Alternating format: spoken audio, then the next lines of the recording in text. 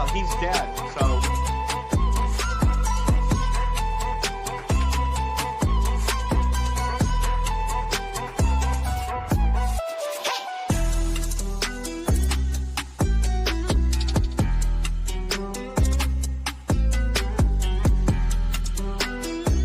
My fellow Americans, I've said on several occasions that I wouldn't comment about the recent congressional hearings on the Iran-Contra matter.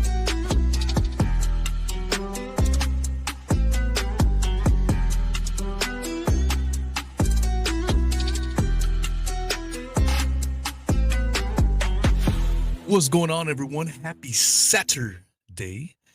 Hope everyone is doing rather exquisite. I am joined by my man, the myth, the legend himself, Mr.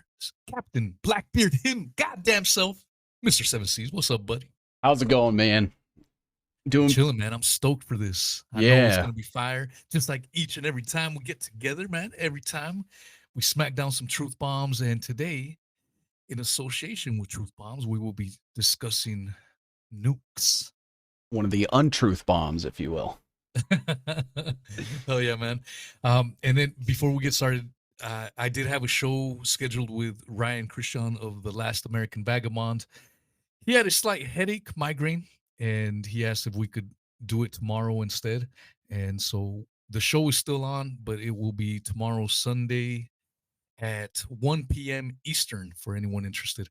But yeah, man, we planned on having the show a couple weeks back, and it's a subject that doesn't really get broached a lot, but you and I have many similar views on many things, including video games. Yeah. But it kind of falls in line with a lot of the shit that you and I talk about being fake and gay, man. Whether it's moon landings, presidential assassination attempts, 9/11, so on and so forth. Everything, bro. Yep.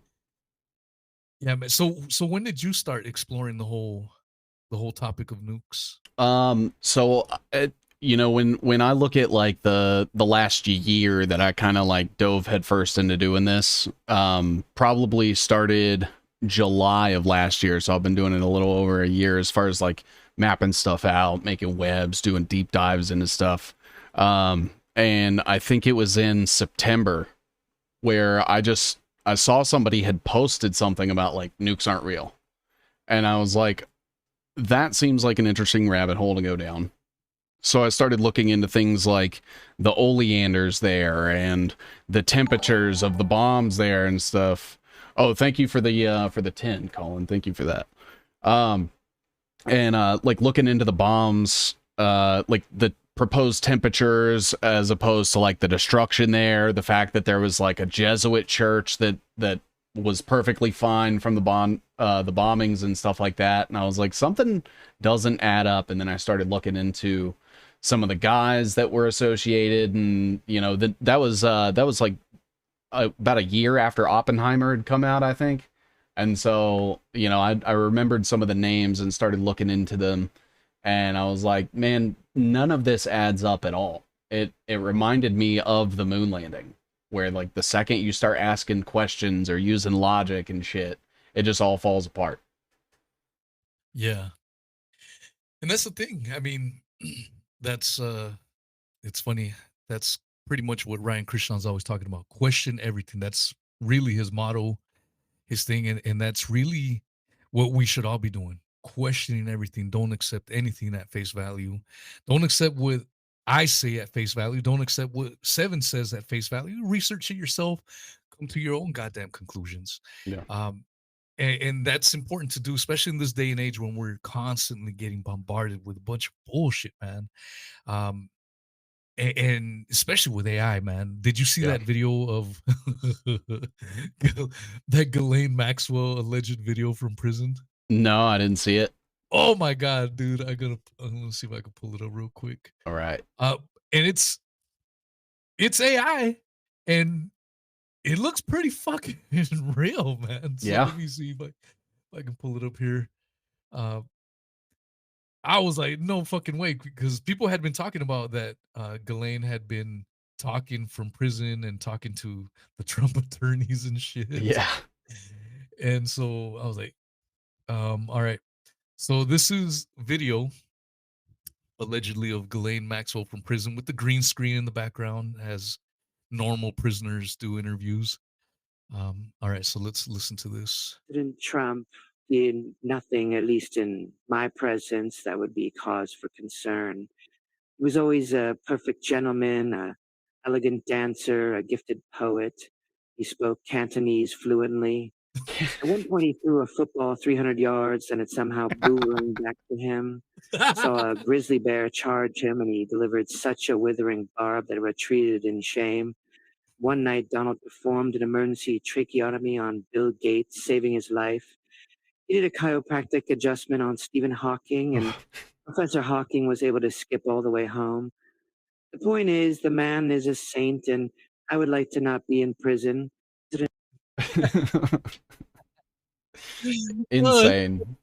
So, I mean, this is where we're at with AI. I mean, if you seen her cadence and everything, because that's, I think what happened was that's a real, alleged real prison interview that Ghislaine Maxwell did in the past. Yeah. But obviously they changed around the vocabulary and so on and so forth, but it matches the cadence. It's you. I don't know, man. It's pretty crazy, and Yeah. it's all in jest. That was all in joke. But what about the shit that gets passed off as real? Yeah. Absolutely. You I know mean, what I'm saying?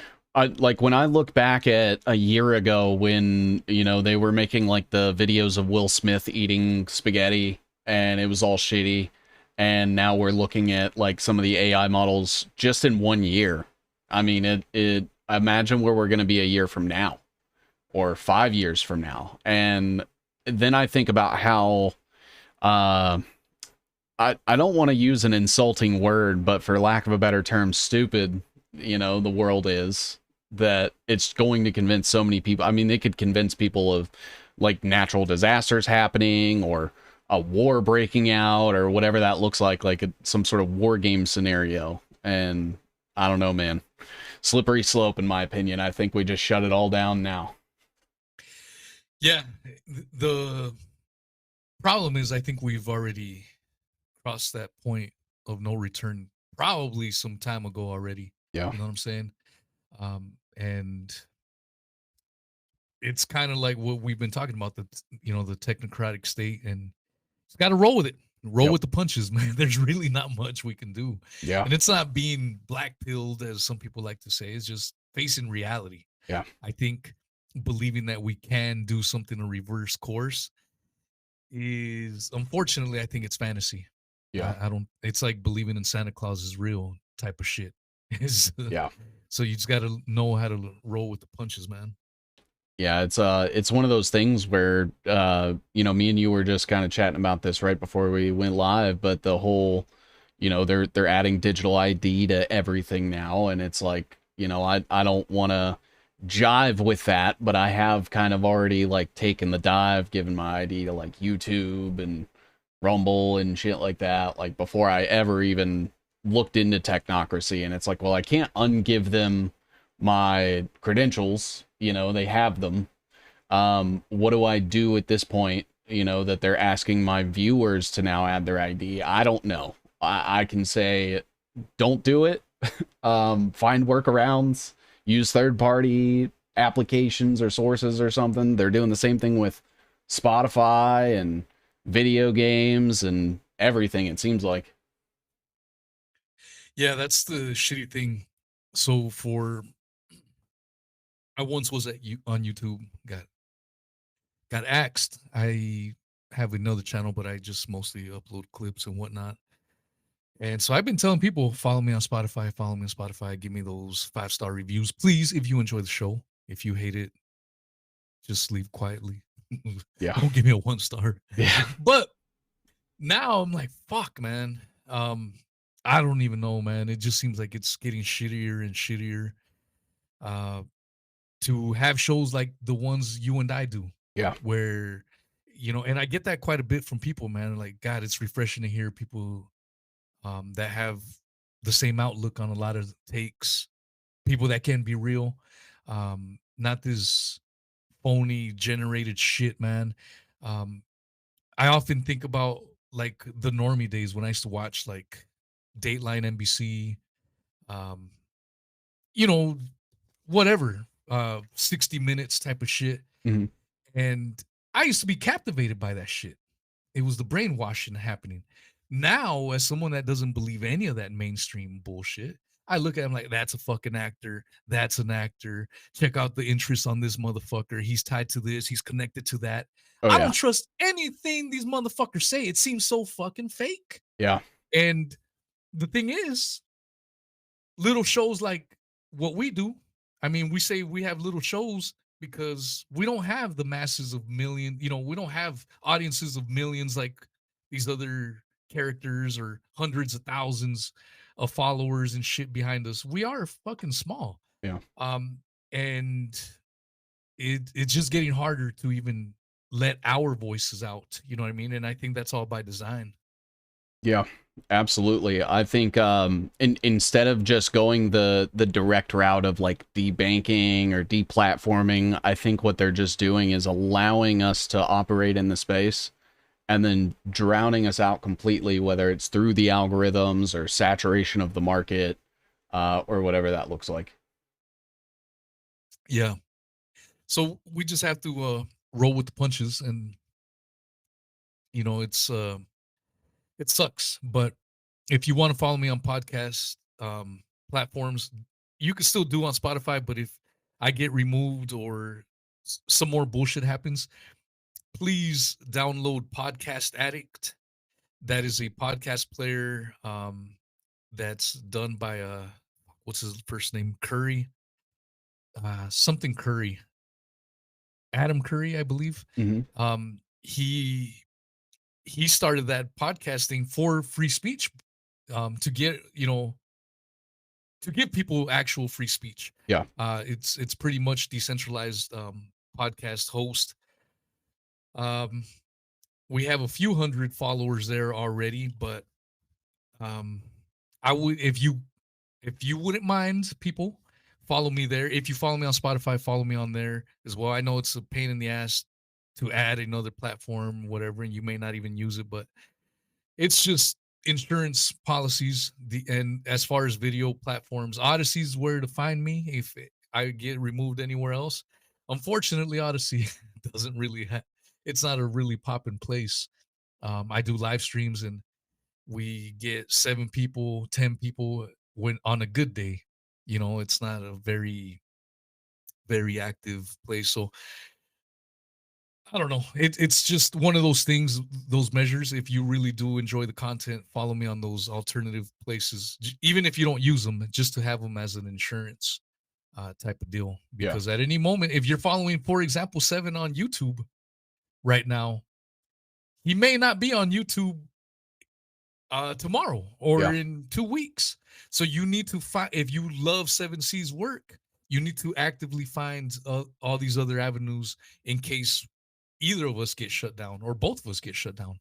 We're still going to be around, but I guess what I'm trying to say is follow those more decentralized platforms. Absolutely. I even I'm contemplating getting like a PO box so that I can like connect with my community as physically as I possibly can with the distance and stuff, and possibly doing something where like we do a book circle, where it's like people send me books they want me to read, and then I try to send them out to like somebody else in my community or something like that. And that way it's like we can still all keep in communication. It's non-digital, which I'm like a huge fan of.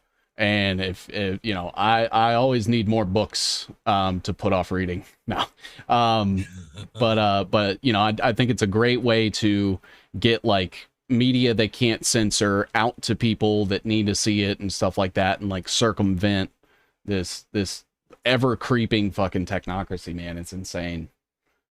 Yeah, 100%. So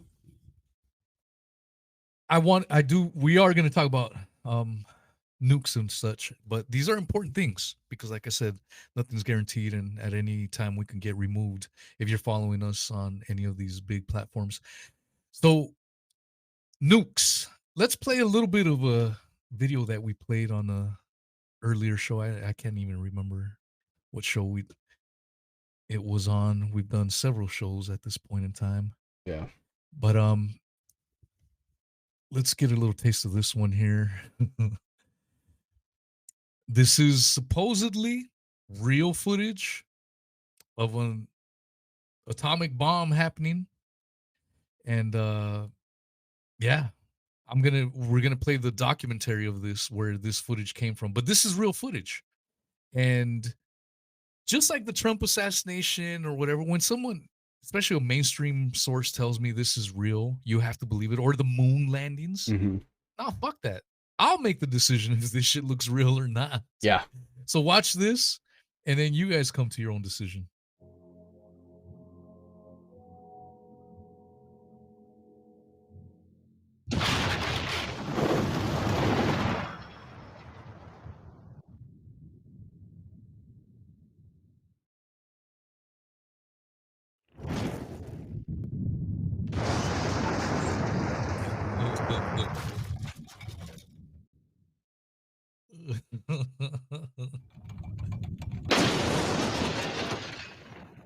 This is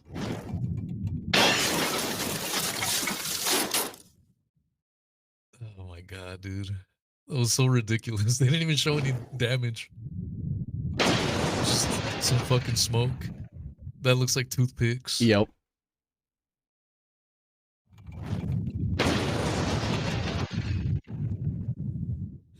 Enough. So if you want to find that, just put in on YouTube nuke test video, I believe is what I put in.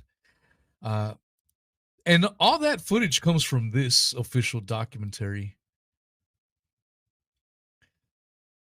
It's a video from 1955. Oh wow.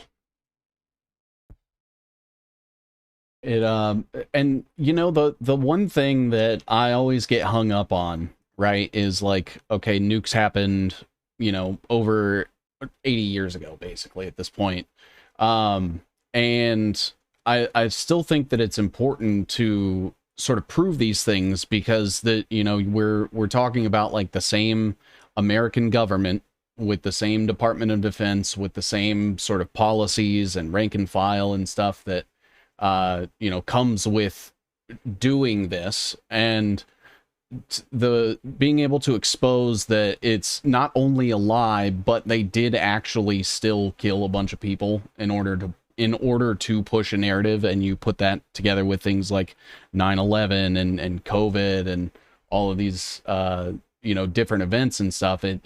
I feel like it needs to prove a pattern that these people are willing to sink as low as possible and come up with the most fantastical stuff just to push their agenda. And that even is true for things like the technocracy and biodigital convergence and stuff like that. And that's why I wish people would be more willing to suspend their disbelief that their government is capable of stuff like this.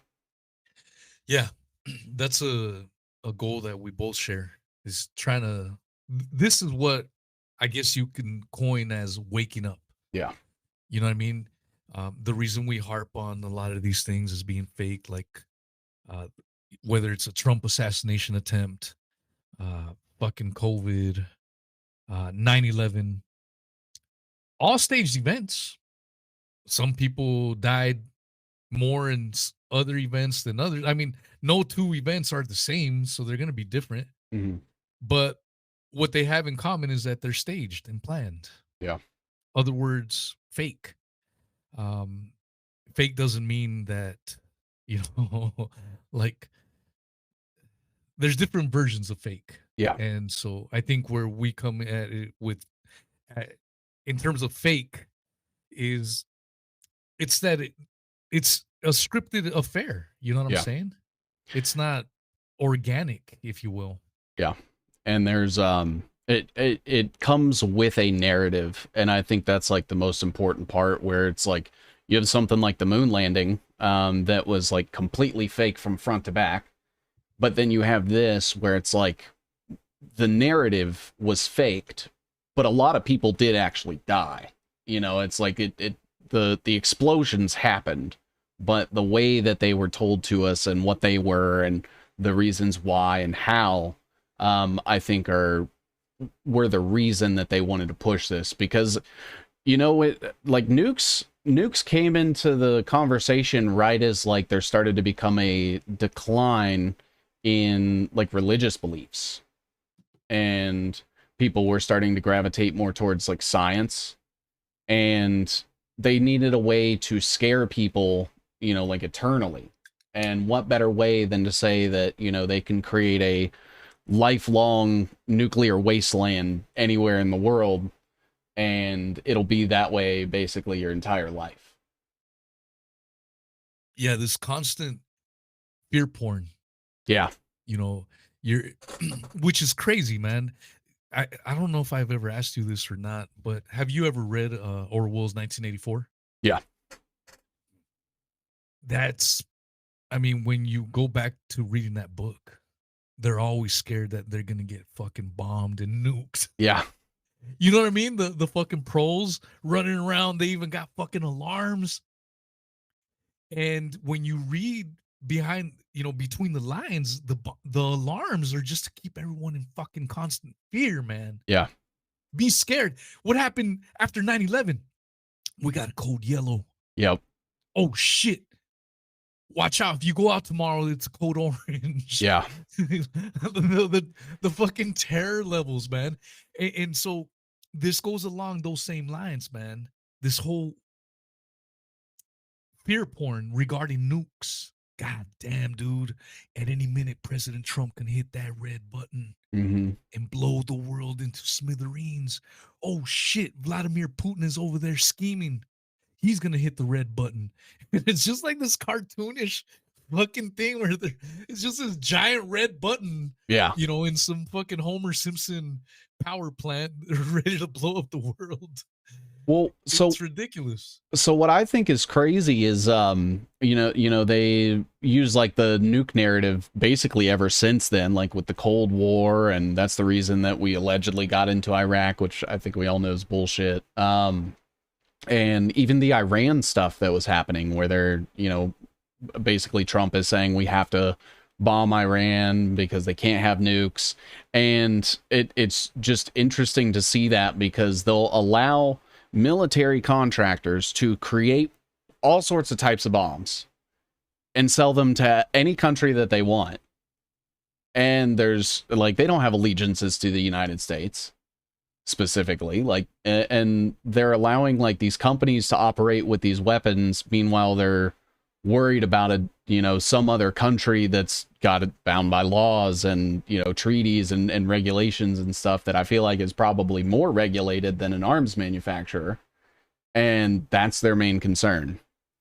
And it's always this thing of, if, nukes actually ever did fall into the wrong hands at any point in the last 80 years, like with instances like Iran-Contra, for example, where it's like, they're gun running directly to terrorists, and none of them have just launched one on another country or used it on a populace before. Yeah, 100%. And that kind of reminds me, I'm going to give a shout out to a good homie of ours, a mutual homie, American Exile. And I asked him for some thoughts on nukes. And I don't think I probably should have asked him this, but let's see. Yeah, I think he'll be fine me reading this. I just gave it a little glance over, but this is what American Exile, shout out to him, told me about nukes. And he's former military. You know what I mean? Yeah. He spent like fucking 2 decades. He knows what he's talking about. He said, just some notes from the field. I was in a nuclear warhead detachment for a few months. 8-inch and 155 millimeter artillery shells in Germany in 1990. Now that you got me thinking about the nukes, I believe you are onto something. Why? Are you talking, or let's see, why are you talking to me after all these wars we have had since World War II, the slaughter, the genocides, that humanity just somehow managed not to pop one of these things off? Not one? No fucking way. So that kind of goes in line with what you just said right now. And he was in the military for a long time, and he's kind of like become a whistleblower on a lot of those things. And so he's not like speaking, out of his ass, right? Like he was there working. I did on a them. show with him. Yeah. Yeah, I did a show with him, and I think Proof was in the live chat earlier. Proof was also military. Yeah.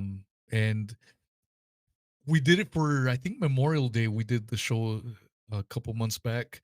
It was a great episode, man. Two dudes that had spent decades in the military who are now anti-war. Yeah. And to get their perspective, how they were conditioned, what their thoughts process was while being in the military, and what their thought process is now as someone that's outside that has been on the inside and now whistleblowing on the whole apparatus. So shout out to my boy Proof and American Exile, man. That was a great episode.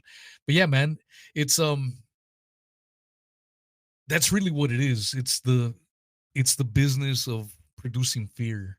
Yeah. And keeping the masses in check. And I think it goes hand in hand with this one world government. And I can completely understand people being averse to it. Oh, it's kind of the same. It's the same arguments that people would use with the moon landings. Like, oh, if it was fake, the Russians would have talked. Mhm. And so if you have this concept that there is such thing as boogeyman, there are Al Qaeda cells living amongst us. Yeah. If you have that concept, then I guess what Seven and I are going to talk about is going to be completely foreign and alien to you. If you have broken away from that and realize that it's all fake and gay, that it's more like wrestling. And when we mean that, again, we're not saying people are not dying, people are not getting fucked over. No, for sure. But the people at the very top pulling these fucking strings are in cahoots. I mean, I did a show with Dr. Raza on the Cold War hoax, Mhm. which is a super interesting rabbit hole as well. Growing up as a kid, I was born in 82, growing up in the 80s, early 90s, we were always in constant fear, man, that the Russians were going to launch some nuclear war upon us. And we had to duck in desks, underneath our desks and all this shit. And when you really look at and if anyone's interested, go back to these older episodes and look for the Cold War hoax that I did with Dr. Raza. But you start noticing a lot of weird shit. Like, we were helping out the Russians when they were supposedly our worst enemy during the Cold War. Mhm. We were sending them money. Yeah. At one point, we sent them $100 million in 1950s money. I'm not talking about in today's money. Yeah. $100 million in the 1950s, which is what the equivalent to probably near Billions. $1 billion, Yeah. with inflation. And it was all for fucking vodka. Jesus. The fuck? Yeah. $100 million in vodka? And this was And that was public money, right? That wasn't like companies or anything. That was the government. And so this whole, and when you realize these things, these actual things, then you're like, fuck, maybe the Cold War was all a fucking sham. Yeah. Yeah. It's when you go back and look, all I see in retrospect for the Cold War was kind of the same thing that we're seeing in the AI race with China right now, where it's just an excuse to, oh, we need to make the American AI better than the Chinese AI, or they'll beat us out and take us over. It's the same thing with, the Cold War, essentially. And it's like, oh, we need to build better bombs and bigger bombs, and we need to have more advanced planes and more tech so that the Russians don't invade us, and the United States falls. Peace through strength is what the White House tweeted yesterday, I believe. Insane. I mean, it's so fucking Orwellian, dude. Yeah. Whatever it is, we're going to give you the exact opposite. Peace through strength. I mean, holy shit. Yeah. And so, yeah, man, what you're saying about, it's funny how depends, I guess, who you talk to too, but for the most part, China is another one of our mortal enemies. We don't want to be like the Chinese. The Chinese don't have human rights. The Chinese is a surveillance state. Meanwhile, over here, we got fucking cameras here and there. I mean, it's the same fucking shit. Yeah. I mean, this whole thing of even about free speech. For the longest time before I started questioning the government, like, oh yeah, we live in the freest society in the world. Yeah. I can say whatever I want. I can do this and that. And the more you really dig into it, like, fuck, man, I guess we're a little freer than other societies for sure. But are we really free? Fuck no. Yeah. In the grand scheme of things, no. It's like they give you just enough freedom in your day-to-day life to make all of these like small choices that don't affect them at all. And then the second that you do start making choices that affect them, you end up dead or in jail or debanked, deplatformed, whatever that looks like, disappeared even. Yeah. Suicided. And so it gives the illusion of freedom because we get to like decide where we eat and decide, you know, like what we do for a job, kind of. Yeah, 100%.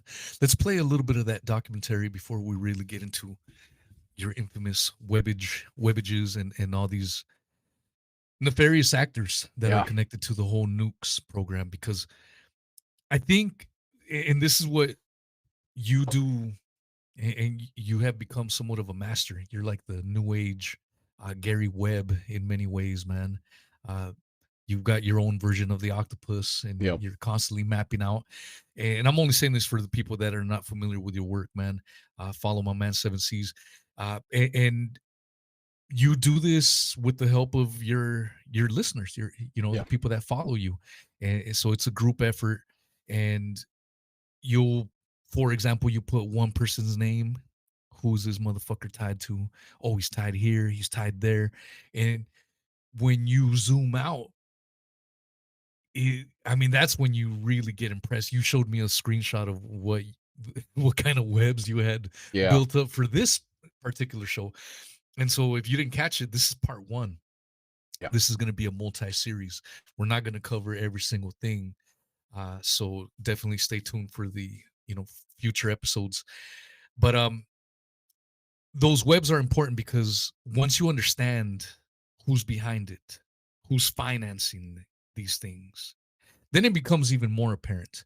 It becomes more apparent than just simply looking at that first clip that I showed you. Oh yeah, that looks fake. All right, that's great. You can't stop there. Yeah. You have to. And the reason for it is so if you have these conversations with some folks at work in your community, you can have that conversation now. It's not just this little superficial talk. You know what I'm saying?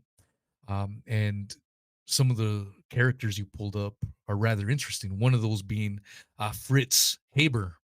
Yeah. That's an interesting, super interesting guy. And I'm giving you a taste. I'm sure we'll get into him in a little bit. But these are the kind of clowns we hope to unmask with today's show. Let's watch a little bit of that 1955. I'm not going to show the whole thing because it's 10 minutes long. Mm-hmm. And so anyone that's interested, just put in Operation Q. Q is spelled C-U-E. Operation Q 1955 on YouTube, and it should come up. Let's see. All right, let's play some of this. It's got that cheesy, corny, fucking 1950s narration, but it's a good video. Watch the whole 15 minutes when you get a chance. I'm gonna skip here and there just for time's sakes on our part, but I want to give you guys enough of a taste of how fake this shit was. This was an official expose on the power of nukes and the math and the engineering behind it. Yeah. Look how fucking cheesy this shit was.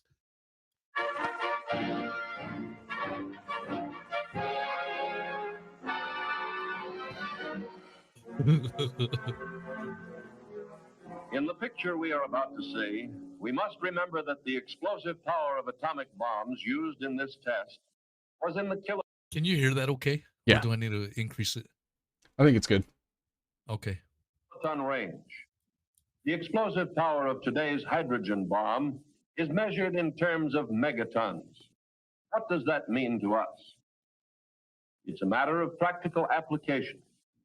It takes 1,000 kilotons to equal 1 megaton. And by applying the scaling laws, the proportionate comparative effects of a larger bomb can be determined. The A bomb exploded here was rated at approximately 30 kilotons. For comparison, let's use a 20 megaton H bomb. The 20 megaton bomb, therefore, would be 667 times as strong as a 30 kiloton bomb. The relationship between distance for any given pressure and the size of All right, fuck nuclear that shit. That's weapons. too much math. It's hurting my fucking head. But they're just trying to show you that, oh yeah, we're gonna put up all these gigabytes into these atomic bombs. You say, Yeah, and it's crazy too because they're saying it's 667 times more powerful, but you only have to get 8 times further away. Yeah. Now I don't know the math. I'm not exactly like a demolitions expert or an explosions guy, but I feel like that's not far enough. I don't know. It just sounds like a bunch of fucking numbers to me. I'm sure if I got my buddy Dr. Raza, who's an actual astrophysicist, he'd probably be able to describe it more and talk about how much bullshit, because I'm sure he'd be on the same page as us. Like, yeah, fuck that, dude. It's all bullshit. I don't know I shouldn't speak for him. I don't know what his thoughts are. I know that he knows the Cold War was fake and gay. Yeah. But it'd be interesting. Someone that actually knows math, as an astrophysicist like him, that understands all these equations and shit. I'm sure you know what? I'm gonna message him at the end or at some point and see what he says about the math here. But let's see. Okay, going back to it. So basically, they're going to this little test site. Nevada test site. I covered the story of Operation Cube, a program to test the effects of an atomic blast upon the things we use in our everyday lives. So they go to this fucking website, or not website, this fucking site. They're building like a little Of shelter makeshift. are effective.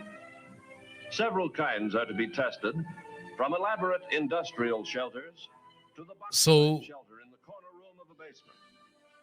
Supposedly they're building like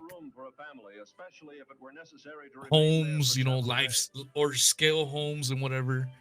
Those are the dummies that we later see, you know, through the camera. House without a basement, at the 4,700-foot line, we will test a bathroom shelter built of reinforced concrete. The entrance door and outside window covering are designed to resist blast. I asked about the possible loss of utilities and what this would mean to survivors. No electricity for running a home or an industrial plant. Loss of power may be one of our biggest problems after an attack. Power poles, power lines, pole transformers, and... I would think getting fucking leveled to smithereens is your biggest concern. Yeah. Rather than fucking power lines. It's kind of fucking cheesy, man. Like, and shit. And so these are like make a telephone call now. Yeah.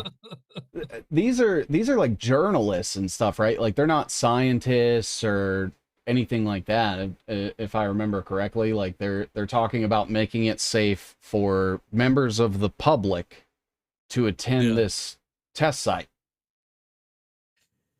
Yeah. So here's those houses that we saw. Concrete slab. You know what? I'm gonna mute it and we can talk over it as the film is playing. But these are the models that I showed earlier, you know, the before and after. And so allegedly they're built to scale for this atomic bomb site. Here they're putting these concrete walls, allegedly. Now that I work in concrete, I'm calling bullshit on a lot of this shit. Yeah. So they're trying to make it sound like, oh yeah, we're preparing a home that's allegedly ready for some kind of a nuke, you know, concrete reinforced walls and all this bullshit. Even appliances and just to see if people could actually survive a fucking nuke. You know what I mean? Yeah. This is what this whole test, and that's why they're putting in dummies in the homes. to simulate people. Here's an American family watching TV. I think that's what the fucking guy says. Yeah. Mannequin families supplied by private industry are to represent Mr. and Mrs. America. Get the fuck out of here, bro. Insane. So, okay, skipping ahead, and I encourage everyone to watch this shit, man. So here's the blast. All right, we already saw these blasts. Okay, here's what I wanted to see right here. As seen here, although basement shelters offered some degree of protection, they can... Okay, that's not the part. So they go to the view at first hand. There we go, right here. So after the blast sites, I think 24 hours later, Mm-hmm. they go in and examine the fucking bomb site and everything, and me and Seven will make remarks after it, but I want to see if the viewers and can catch what we caught.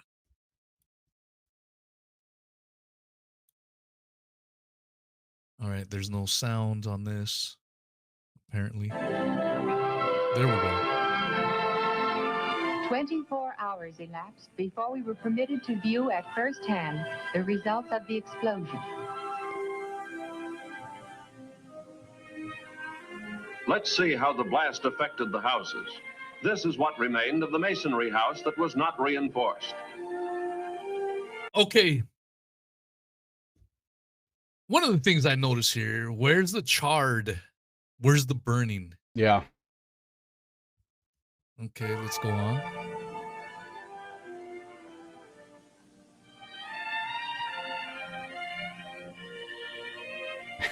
Someone in my chat called it out. There we go. Okay, let's stop right here. Okay. Right here. If you are watching, or if you're listening on audio, go to timestamp, whatever the fuck it is right now, 42 minutes. And you'll see what we're talking about here. So what did they call out, Seven? So they said just one day, no suits, huh? And what we're seeing here is people rummaging through the aftermath of the nuclear test site. And the guy is in what looks like a polo and khakis. 24 hours after a fucking nuke allegedly had been tested out in the site, this fucking dude is wearing jeans. I think he's got gloves on, but I can't fucking tell. Wearing a fucking polo shirt. No hazmat suit, no nothing. Yeah. Digest that for a minute. 24 hours after the initial blast, this motherfucker's just free balling it. Apparently, it's kind of flashing me back to when I was looking at like the Chernobyl meltdown, and they were using like doctor's masks to like cover their mouth hole, but their eyes are completely exposed, and like they're wearing aprons with like their skin completely exposed and going down into what was there we go. Going down into what was supposedly like the most nuclear reactive thing on Earth. It just like they look like they were going to be like baking something or like working at General Mills factory. It's so fucking cartoonish, man. Again, dude, it goes back to the moon landings in a lot of ways. Like, obviously you and I weren't born nowhere near the 50s. Yeah. I'm sure some people listening to us right now, maybe they were, it's their time. But we can all agree that the technology back then to today is fucking eons ahead. Mm-hmm. And so when I think back at some of these rockets from 1969 that allegedly made it to the moon, they're using everything analog and all this fucking bullshit to calibrate this. Get the fuck out of here, man. I ain't buying it. And so you're gonna tell me they started the fucking documentary like, you need 50 kilowatts and megatons and going through all this fucking high-tech math, to blow you away. And yet they're walking on the fucking site without no fucking hazmat suits? Yeah. I'm supposed to buy that shit? Get the fuck out of here, man. Like, insane. It's crazy, bro. And at the same time, like you have to realize that like while all of this fakery was going on, talking about radiation sickness and poisoning and stuff, they're launching like radar signals that they know give people cancer. And I think they're like trying to blame nukes for the sickness that people have. Because there was even like after the nukes went off, they were talking about like the wind carrying like the nuclear, so they had the same narrative with like Fukushima. And I want to say that I remember that happening right around the time that like 4G started to become like a national thing. And so now we have Wi-Fi, Bluetooth, all this other shit that is literally doing what they say nukes were supposed to do to us, and they're fine with releasing that because they can profit off of it. Yeah. Yeah. It's it's a constant flood of bullshit. Yeah. In other words, and yeah, this whole nukes thing, I guess it was one thing that I never really looked into, and that's um crazily enough, that seems to be the case with a lot of these things that I later found out are bullshit. I just simply accepted them at face value, man. Yeah. Uh, the moon landings, I fucking believed it for the longest time. Uh, I was like, man, how cool is that? I would Yeah. love to be in space, bouncing around and fucking playing golf. That's fucking kick ass. Yeah. America. I've pretty much come to the conclusion that like everything that they teach you in public school is like for a reason, and they teach you young, especially like all of these big ones like the Revolutionary War and the Civil War and nukes and like American, like the highlights of American history you learn when you're really, really young in public school, or at least I did. And that I think is like how they get you. It's like, yeah. These guys are out in space and it's coming from an adult, so you like trust it inherently, and then you hold on to the notion that it's real for so long that it just makes it that much harder to make people see past it. Yeah. Yeah. And that's the thing, once you really dig into shit, the more sense it makes. Yeah. Unfortunately, though, especially right now, man, we're living in a time where we're constantly getting, I think someone even used the word, we're constantly getting, there we go, bombarded with information, man. Yeah. Like one fucking story, one day you hear one story, crazy fucking story, like goddamn. Yeah. Then 2 hours later, or the very next day, some other bullshit kicks off, as people in the UK say. And it's just constant. Someone on Twitter the other day, I don't know if they liked it or commented, and it reminded me, but remember on New Year's Day there was in a mall in Miami. Mm-hmm. There were like 500 cops at a mall, and people there were saying that they saw some fucking aliens and shit, crazy fucking wild shit. Yep. But the media said, oh no, it was like 4 teenagers getting in a fist fight. That's why you have 500 fucking cops at a mall? 500 cops for a fucking fist fight? Yeah. I'm in Florida. Miami's one of the murder capitals of the nation, bro. You don't have 500 cops for every fucking homicide. Yeah. This was a fist fight and you had 500 cops. I'm not saying it was fucking aliens. I'm not even trying to be like that fucking dude with the weird hair. I don't know what the fuck, but that was a wild story that just fucking came and went. Yep. And I'm like, what the fuck, dude? And this is the day and age that we're living in, bro. You're boom, this is hitting you. Even on New Year's, I remember I did a podcast on that fucking dude that ran over motherfuckers on for the New Orleans shit. Mm-hmm. And then I don't know if it was that same day or some Tesla caught on fire in Vegas. Mm-hmm. And it's just constant bullshit. So when you really want to dig into shit, you really don't even have too much time to, you know what I'm saying? Because, as soon as you start digging in, boom, some other fucking shit hits you. Then some other shit hits you. And then some other shit hits you. And that's what makes the task even that much harder. Well, it's like they only keep things in the public eye long enough for people to get the narrative but not question it.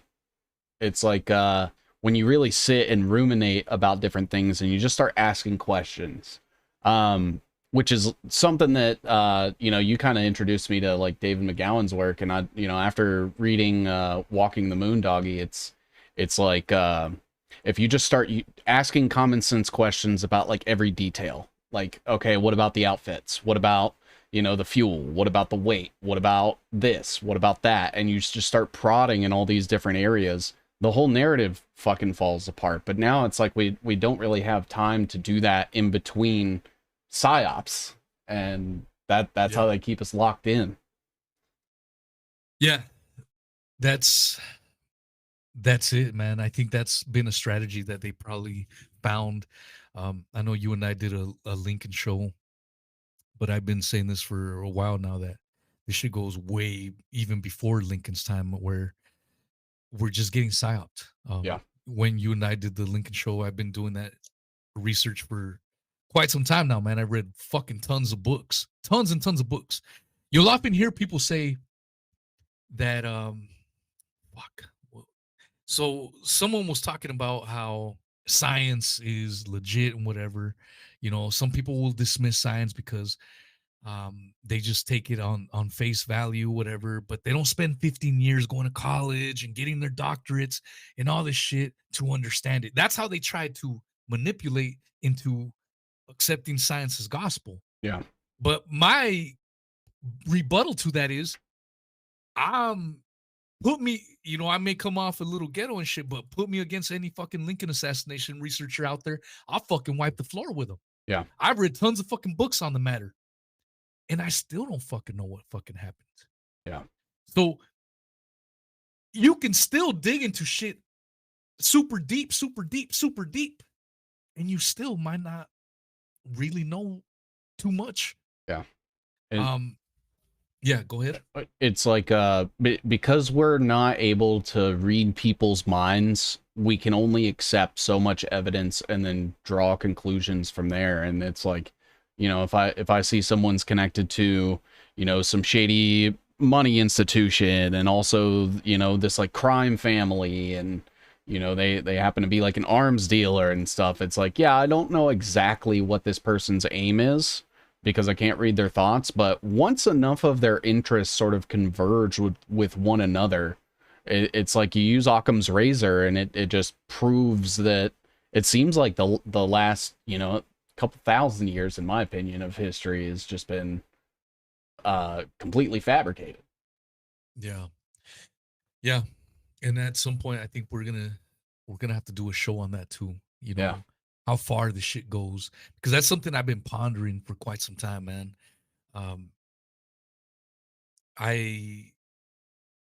For the longest time, I always heard everything changed with Kennedy's death. Kennedy's death. I don't fucking believe that now, especially me going so deep on Lincoln. I'm like, it goes to at least then.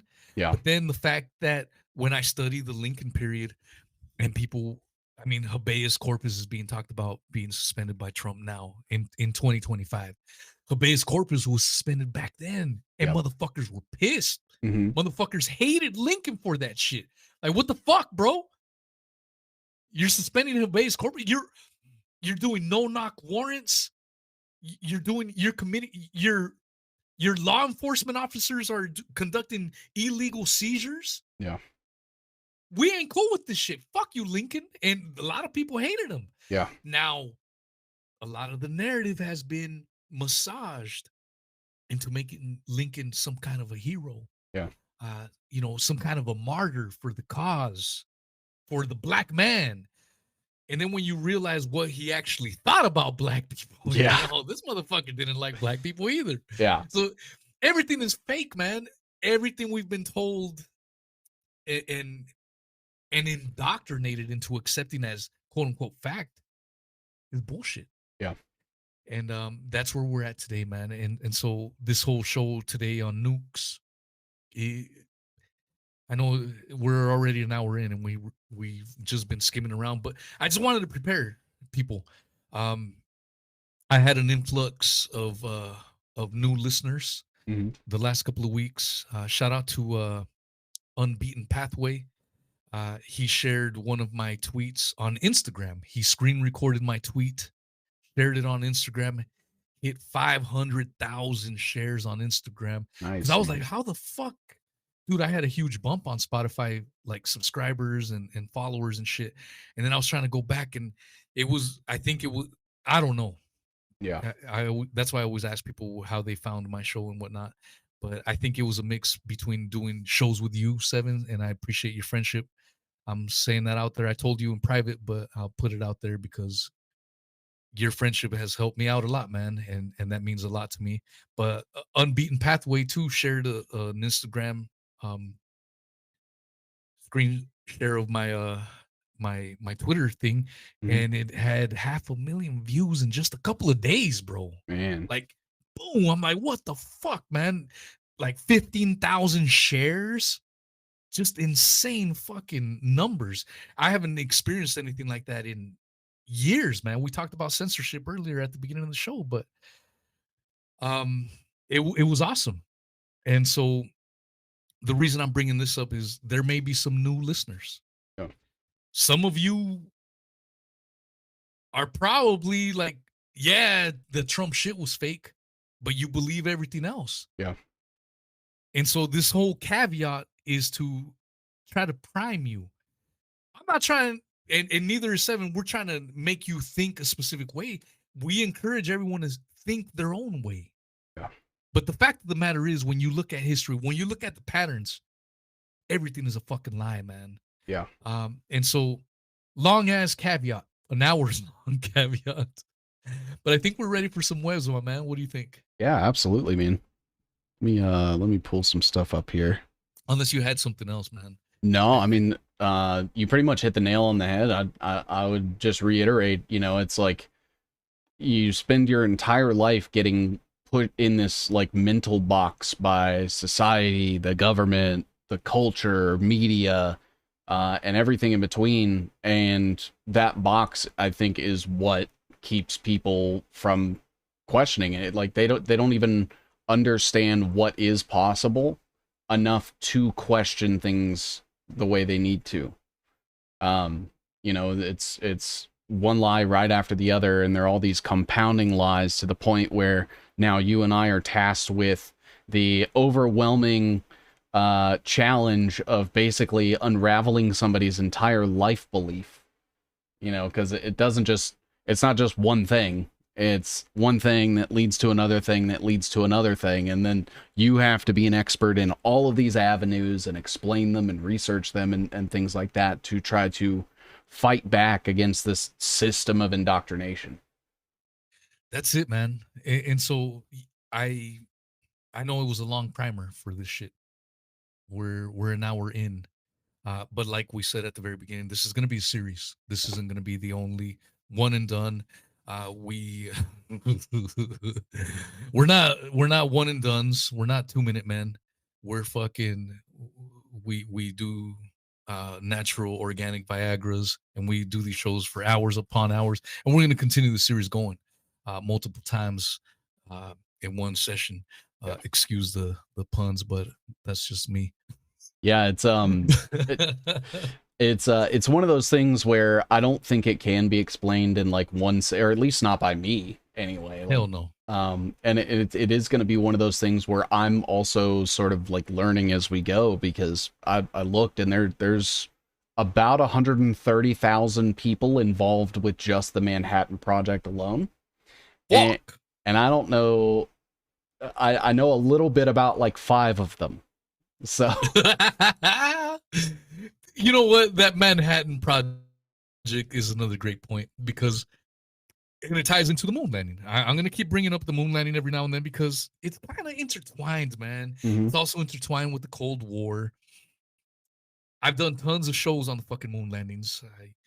So you can go back to look at the past shows and whatnot.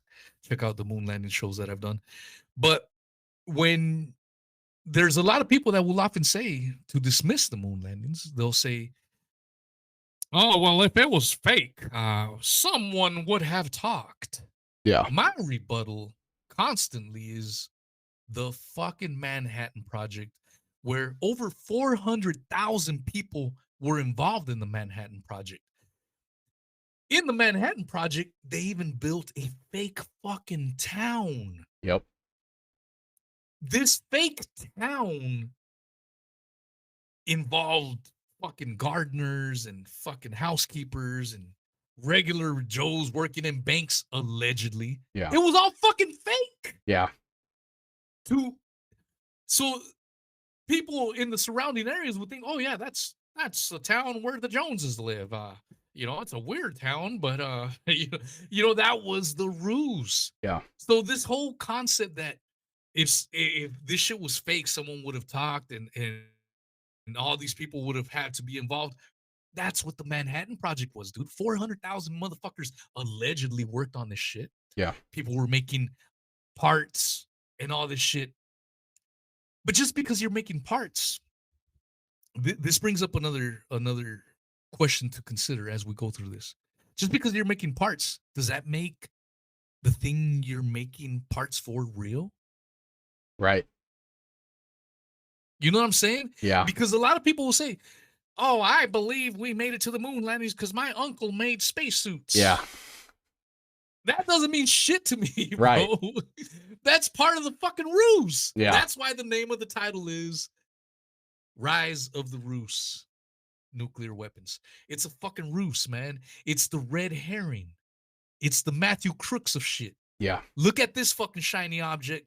Focus all your fucking attention on this weird ass shit to completely distract you from the whole fucking thing being fake and gay.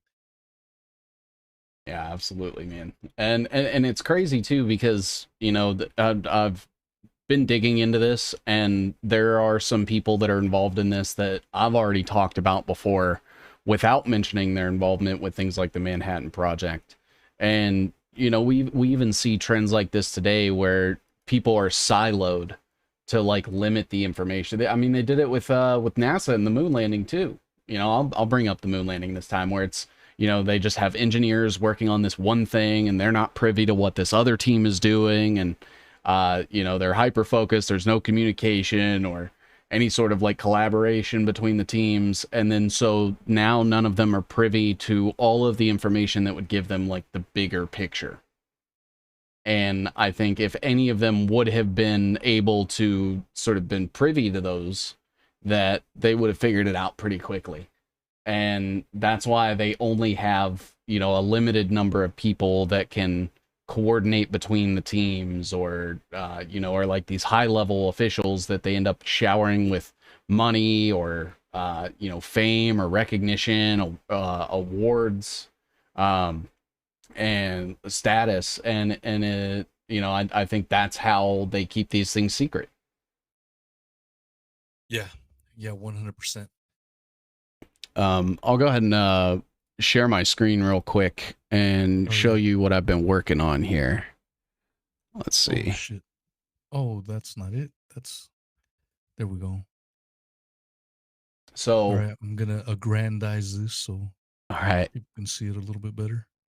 So I just started basically looking at people's names that came up with the Manhattan Project, like some of the more prominent ones. Obviously, there's Robert Oppenheimer, who I think might even just need his own entire episode. But I started mapping him out here. And, there's people like Ernest Lawrence, who was involved, who refused to testify against Oppenheimer during the hearings. He was also involved with Oak Ridge and this program called Y12 that was running out of there.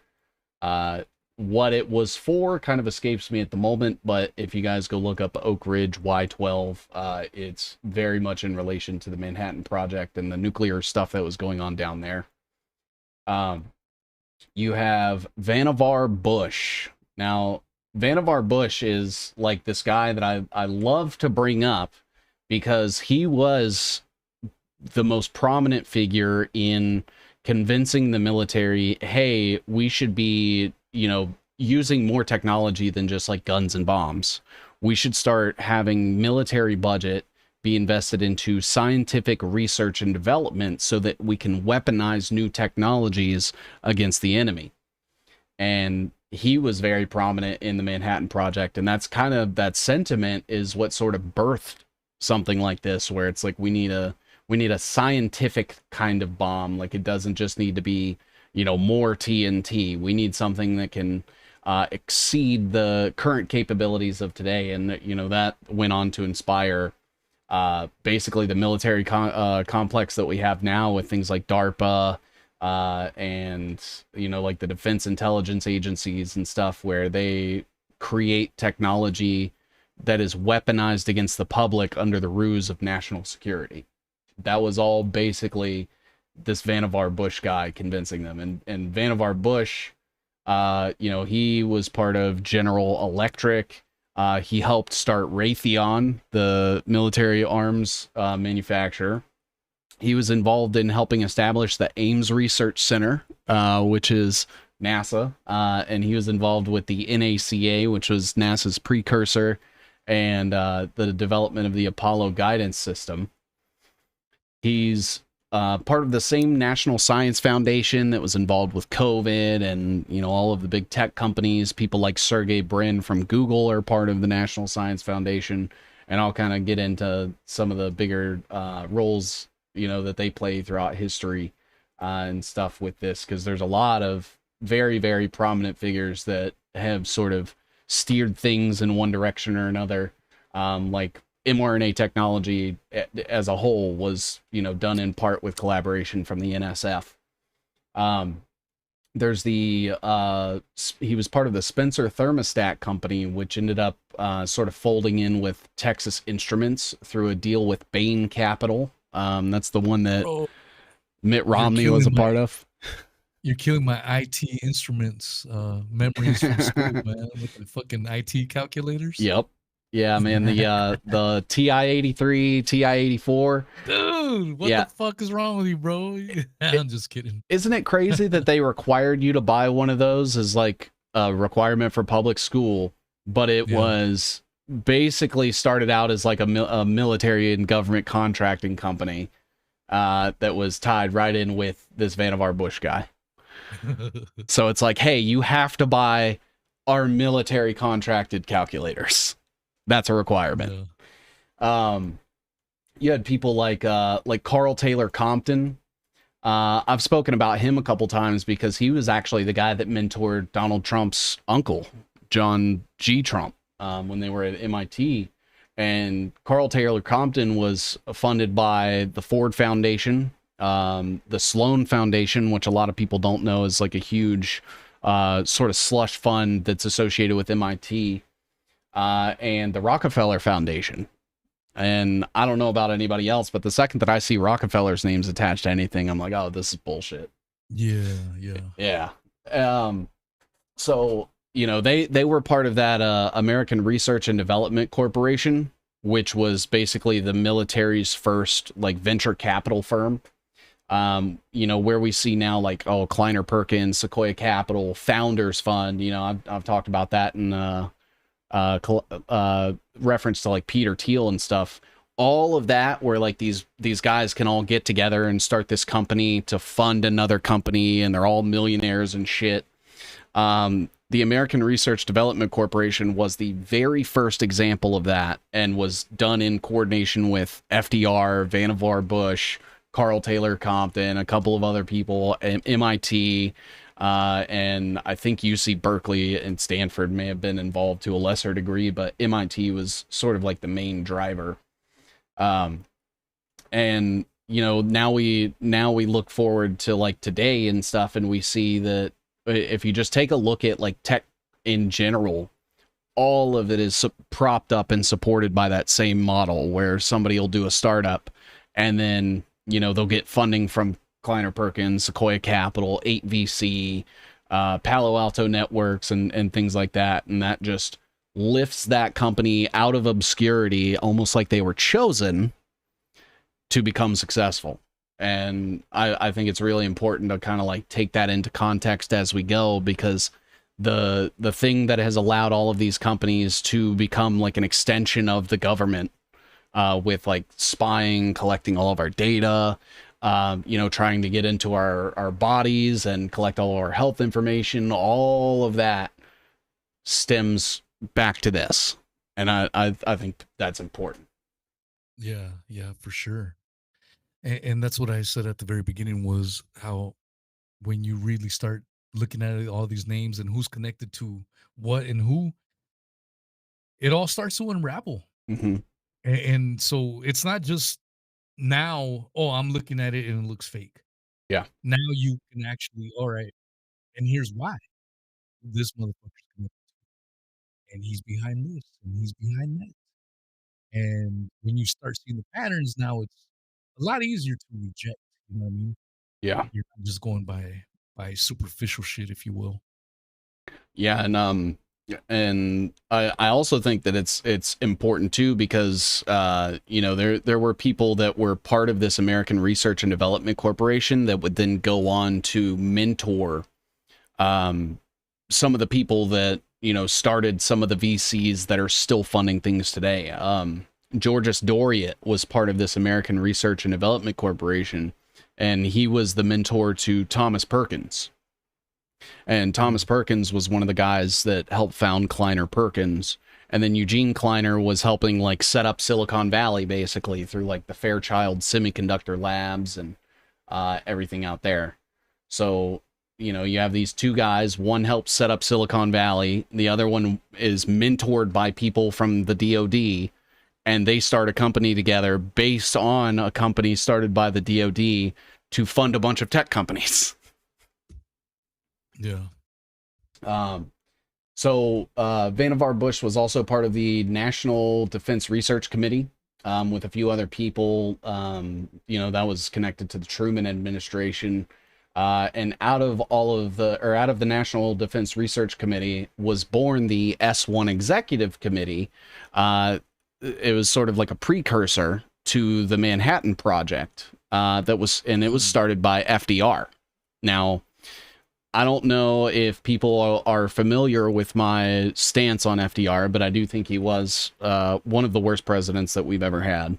Not only in, you know, getting us into World War II and starting all of these socialist policies and things like the Social Security number, for example, but he, you know, laid basically the foundation for things to kind of play out the way that they did and facilitating like our global relations with tons of countries, because after World War II and FDR's like handling of that, leading into Truman dropping the nukes, you know, it seems like all of it was just a giant front to like push globalist agendas, globalist policies, create all of these global, you know, governing bodies and push technology. Now, the Office of Scientific Research and Development had a couple of other people that were part of it. I haven't quite mapped them out yet, but I do want to hop to another figure here. His name is Niels Bohr. He was extremely influential. You know, he ended up doing some, I believe it was atomic research. And he went by the name Nicholas Baker. To kind of like hide his identity, which I always thought was extremely interesting. But he had connections to like Washington, D.C. He was working with the Los Alamos National Laboratory, and they were both in collaboration with London and like the UK government. And yeah, so he was the guy that did the atomic structure, quantum theory, the Bohr model of the atom. So he was a very, very influential figure to people that would study from him and attend his lectures and things like that, that went on to become part of the Manhattan Project as well. The other things with Niels Bohr, yeah, so quantum theory, atomic structure. He had I believe. Oh no, I'm actually sorry. I'm confusing him with someone else. So he had the Niels Bohr Institute, which it looks like was funded by the Rockefeller Foundation, and it included attendees like James Frank, among others. And it's really interesting once you get into like James Frank, because that opens up like the German scientists that were sort of working on Operation Paperclip. A little bit, yeah. So it was shit. it was a bunch of scientists that were going to these various universities. So you had the University of Frankfurt, you had the University of Strasbourg, you had the University of Göttingen, the Ludwig Maximilian University of Munich, the Frederick Wilhelm University, which we're going to get into here in a minute because it has some interesting facts about it and people attached. And then you also had the Kaiser Wilhelm Society, which ultimately ended up becoming the Max Planck Institute. And that's where you get like Max Planck and all of his contributions. He's, he's brought up a lot when it comes to the Manhattan Project, and he was really, really influential, especially with like the German scientists that were working on, various weaponry and stuff, leading up to, I think, Hitler stepping into power and a little bit after that. But they ended up finding this guy. His name was Leo Szilard. And I may be misspelling that. I feel like there's like an S somewhere in there, unless I'm thinking of the wrong person. I did so much research over this last week, and when it comes to like these German names, I start to get them all mixed up. Yeah. So Leo Szilard helped with like the contribution to allegedly the first nuclear reactor in collaboration with like Enrico Fermi of like Fermi Labs. Oh, okay. Yeah. I got him. I pulled him up. So he did have an S. I was like, how the fuck do you get an S? But here's how. Oh shit, that's not the one. Fuck, my bad. What I meant to do was this one right here. Okay, here we go. Yeah, this guy.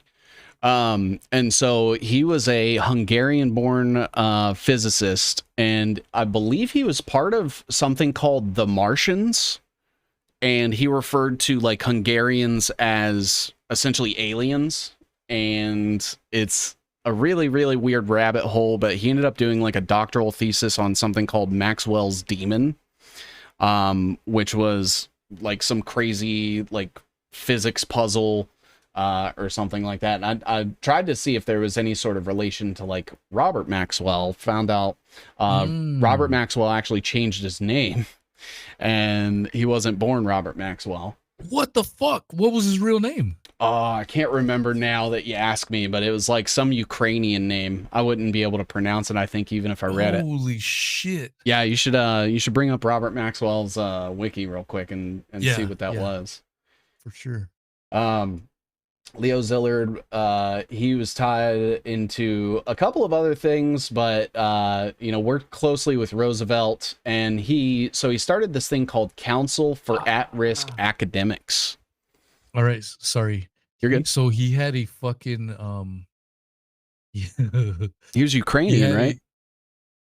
Let's see, view on StreamYard. Add to stage. Sorry. You're good. There we go. Or Czechoslovakian. He's got like a Swedish name. Look at that shit. It's like Jean Ludwig Heimann Benjamin Hock. Yeah. That's his real name. And then he changed it to fucking Robert Maxwell. Yep. What the fuck, man? And he's from Czechoslovakia. Yeah, and if you want to throw off people, man, that's one way to do it right there. Yeah. God, I never knew this, bro. So Robert Maxwell's real fucking born name is Jean Ludwig Heimann Benjamin Hock. I think that's how you say it. I don't know if I can speak any of that shit, but holy crap, dude. You learn something new every fucking day. Yeah, I mean, I'd like looked at Maxwell's, wiki and different articles and everything about him tons of times, and I just never really paid attention to the first part of it because I was like, yeah, okay, whatever, and just completely glossed over it. Now, one other thing that Leo Szilard was responsible for was pinning this thing called the nuclear letter that went to FDR, and that was pretty much like, hey, we think that we should develop this weapon, and we should test it before we use it. And potentially just like have this in our back pocket. We've been working on some things. We think you should take a look at them. And so they ended up, basically, it was like him and Enrico Fermi, Albert Einstein. I think there were like a dozen other people that were attached to this letter. But that's essentially what prompted Roosevelt to start like the S1 committee that turned into the Manhattan Project eventually. And then Leo Szilard, right before we looked at the Maxwell thing, so Leo Szilard started this council for at-risk academics, which was basically responsible for taking people that were trying to like escape persecution, whether it was in, you know, Nazi Germany or Benito Mussolini's Italy. And I think we know the kind of people that they were targeting overwhelmingly, and basically facilitate moving them out of the country under the guise of, you know, we're going to bring over. So it essentially served as like a precursor to Operation Paperclip prior to World War II starting. And that allowed a bunch of the, you know, scholars to come over and help lay the groundwork for what would become the Manhattan Project, which is crazy. Yeah, that makes a lot of sense, for sure.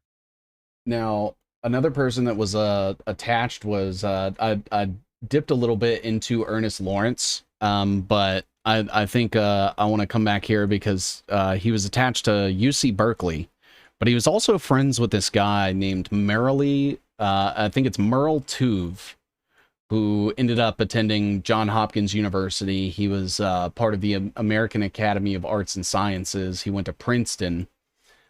He helped to develop the Johns Hopkins University Applied Physics Laboratory.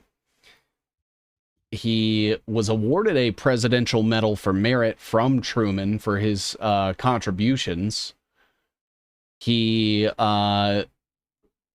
so here's the part that kind of blew my mind. I'll save it for last, but he's part of the American Philosophical Society, Office of Scientific Research and Development, Section T, U.S. Committee for International Geophysical Year, the National Academy of Sciences, National Research Council, UNESCO, and he was awarded an or he was basically recognized as an honorary commander of the Order of the British Empire.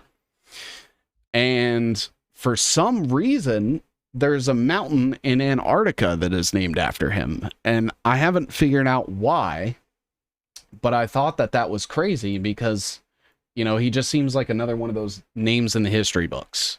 And he just so happened to be buddies with this guy who was part of the Manhattan Project and goes on to get an entire mountain in Antarctica named after him. And I had never heard his name prior to digging into this. Now, why they decided to name it after him, I haven't quite explored yet, so I'd love to like bring that back up into another episode. But you know, that to me reminds me of like the what's his name? If I wouldn't have tried to remember it, I would have it. Who was the guy that was behind like the main NASA stuff? It was Werner von Braun, right? Yeah. Yeah. Okay. Yep. And you know, it reminds me of his trip to Antarctica and the expeditions and stuff that went out there, and it's curious. Yeah, the whole thing about the Nazis going to Antarctica is weird as shit. Yeah. And this is where a lot of my Apollo detectives homie thinks that they got their moon rocks. Yeah. You know, because people that believe in the moon landing, well, what about the moon rocks? How do you explain that easily? Yeah. When the fucking Germans went to fucking Antarctica. Absolutely. They were scooping up like fucking shark's teeth, like I do out here in Florida. Yeah, and this is a little bit off topic, but yeah. Let me hold up. Let's see. These are the fucking teeth I found out here in my neighborhood. Nice. Look at that. That's crazy. Here's another one right here. This is in my neck of the woods. I found this at a construction site. We were going to pour concrete, and I just walked around the property. And look at that bad boy right there. That shit is fucking exquisite. It's kind of wild to think that they can go like from being in a shark in the ocean to winding up on a construction site. Yeah, well, what else is weird, and I don't know why this is, but I live in Venice, Florida. And Venice, Florida's a small town. This is where Muhammad Atta hung out as well. Mm-hmm. But other than Muhammad Atta, it's funny, a lot of the locals don't even know that. What Venice is mostly known for, besides it being old people, like a shit tons of old people, it's called the Shark's Tooth capital of the world, and that's where I live. So if you go to Venice Beach, Mm-hmm. you fucking take a little sifter, boom, you're gonna find these teeth. And so I think the reason you find these on work sites is because they use that sand, that beach sand or whatever, and then they put it on that the makes properties sense. or whatever. And so that's why I just walk the sites and I find them. But it's weird how if you go simply 10 minutes to the north, you won't find shit. You Yeah. go 10 minutes to the south, you won't find shit. But you go in Venice Beach, you find fucking shark's teeth left and fucking right. Now, most of the time, they're that little, like the ones I showed you. Yeah. And then they're black. We're told that these are fossils and they're probably perhaps millions of years old. Mm-hmm. I don't even know if I believe that shit anymore. Yeah. Who the fuck knows? How can you really tell about that shit? But the point is, it's for whatever reason, they just land right there. Yeah. And that's it. And God damn it, I lost the train of thought. It was supposed to segue with something you had just said, and I can't remember what it was. So that was me talking about Antarctica, and we talked about the moon rocks. Oh, and yeah, Antarctica.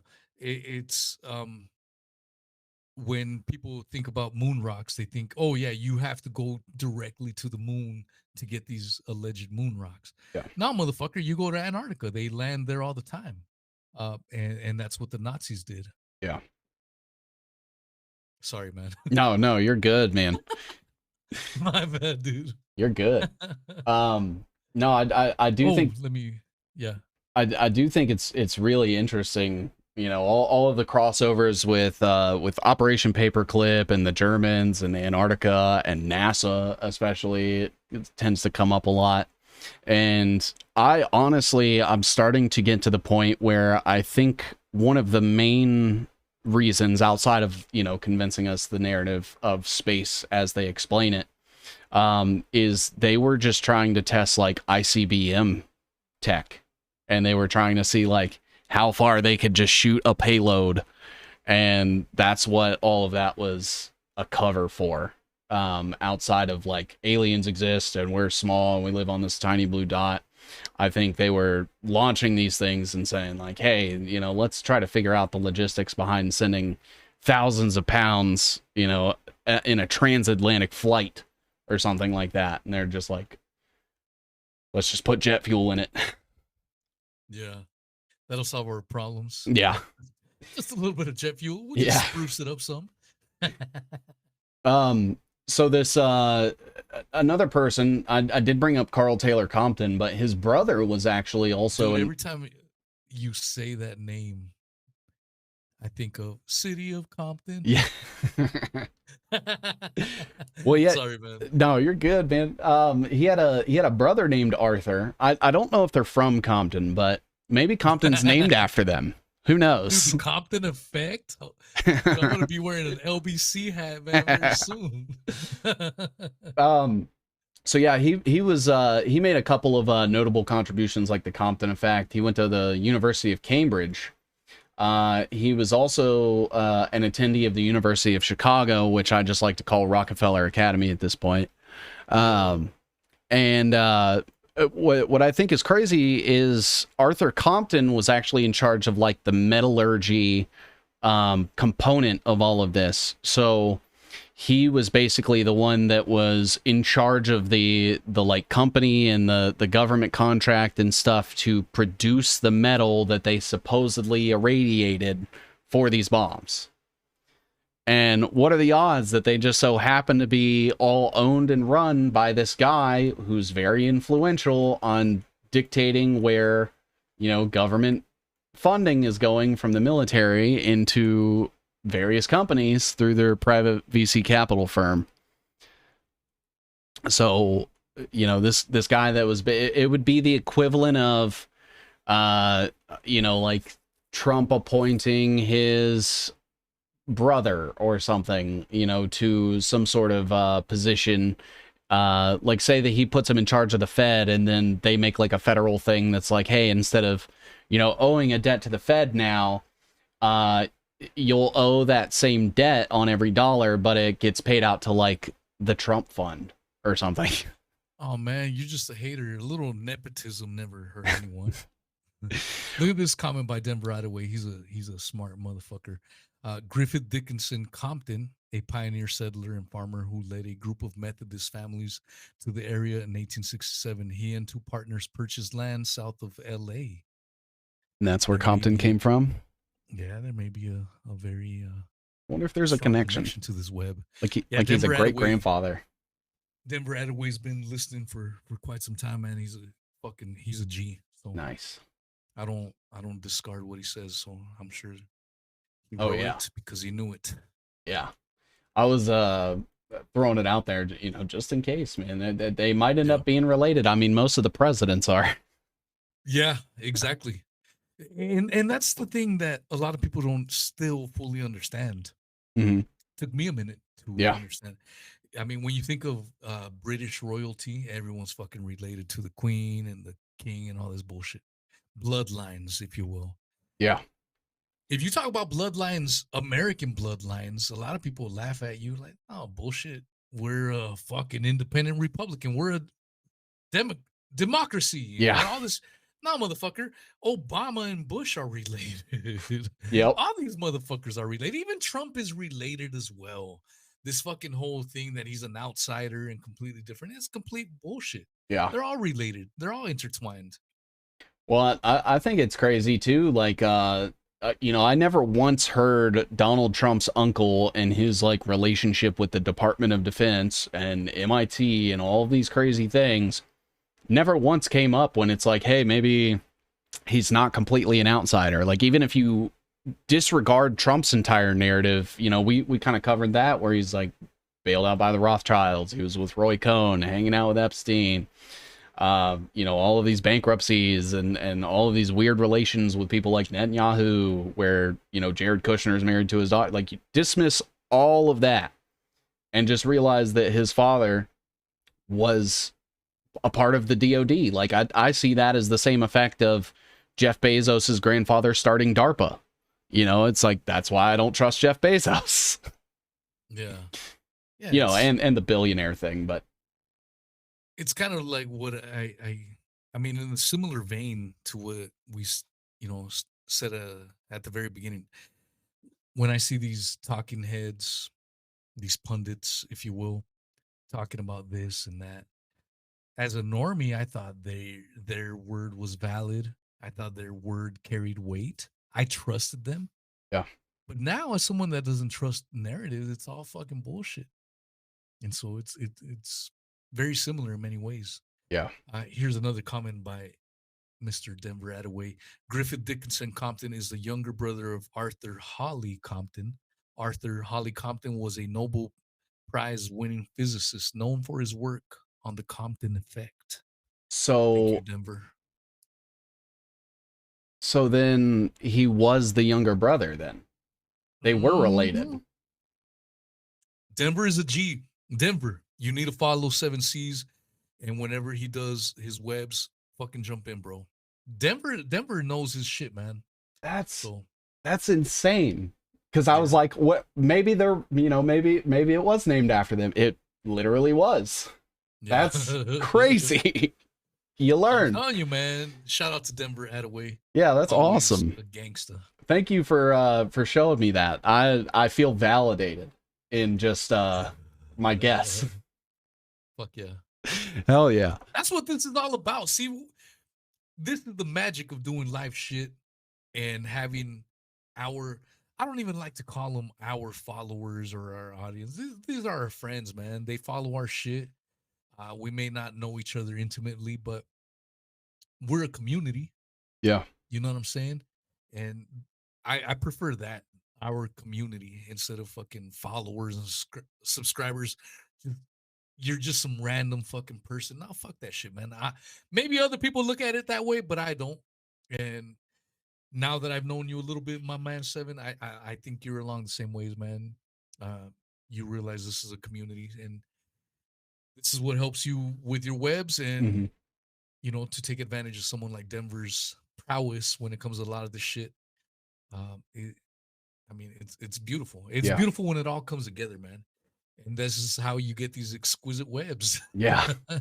Yeah, absolutely, man. It's I always try to like shout out my community and stuff. I just did a show with Monica Perez on Wednesday where I was talking my community up, and I was like, look, I'm not like some world-class researcher or like some I've never even like considered myself incredibly intelligent. I like look at dumb people and I'm like, I'm smarter than that guy, you know. Yeah. But I really got to give it to him, man, because all of this research and these webbings and stuff, it ends up getting to a point where it's so big and so many like moving parts and different names involved that if I didn't have my community to help me research some of this stuff and connect some of these dots, I would not be anywhere close to where I am today.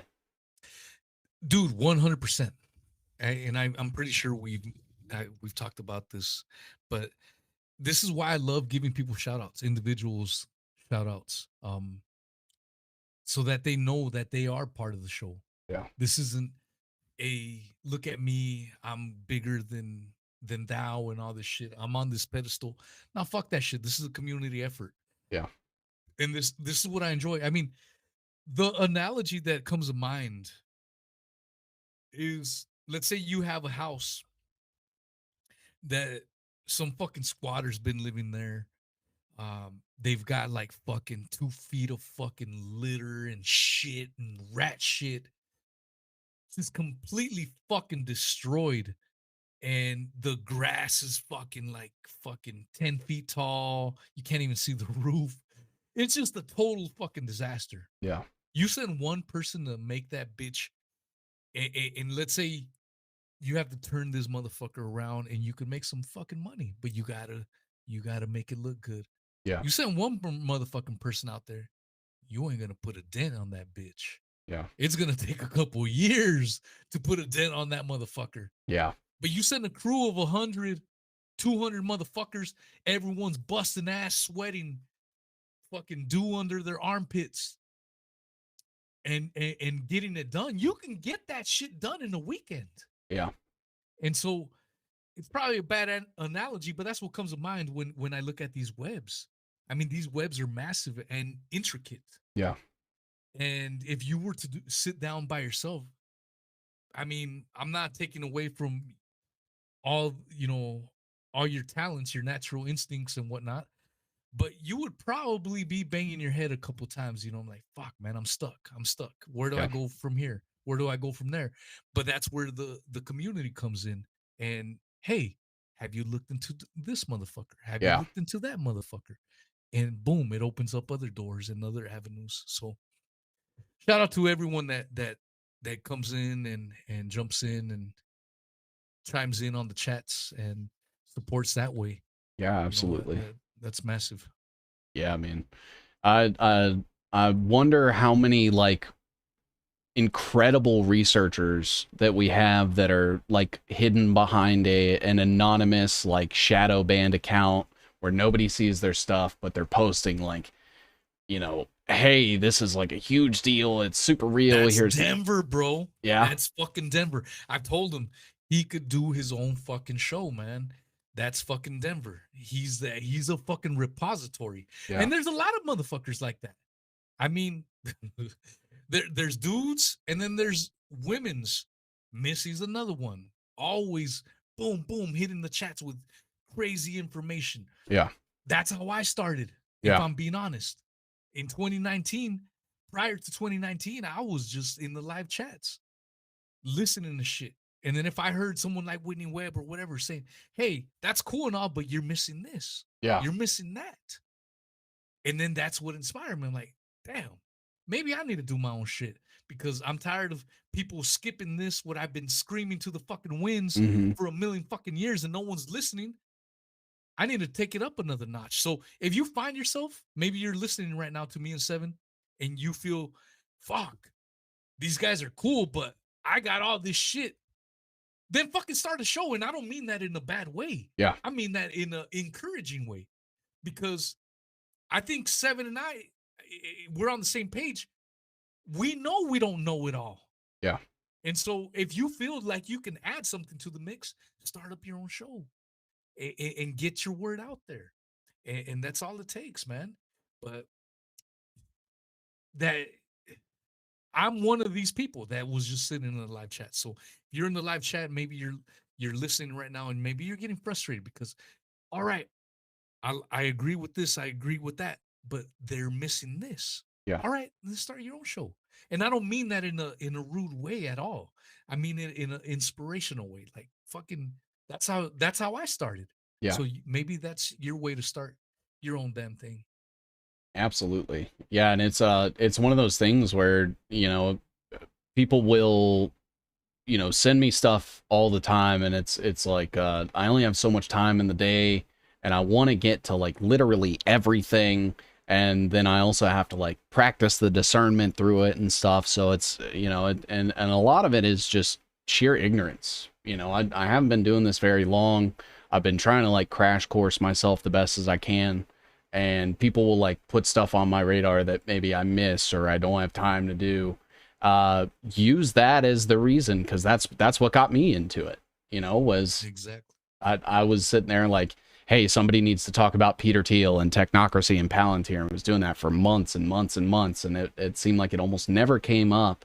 And I was like, you know what? Fine, I'm gonna be the guy that just talks about it, and didn't expect any of the support that I got or anything like that. And every day I feel like humbled about the amount of people that do go out of their way like to support me, because you know, I never expected it getting into this. I thought maybe like 20 people would be like, hey, you're kind of onto something here.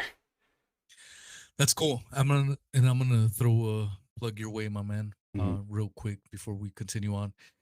If you got like $1, if everyone, with the amount of people that follow Seven, $1 fucking would go a long ways if everyone did it. That's all it would take. Now, if you can do a little bit more, I mean, a Starbucks coffee costs what, $5? Yeah.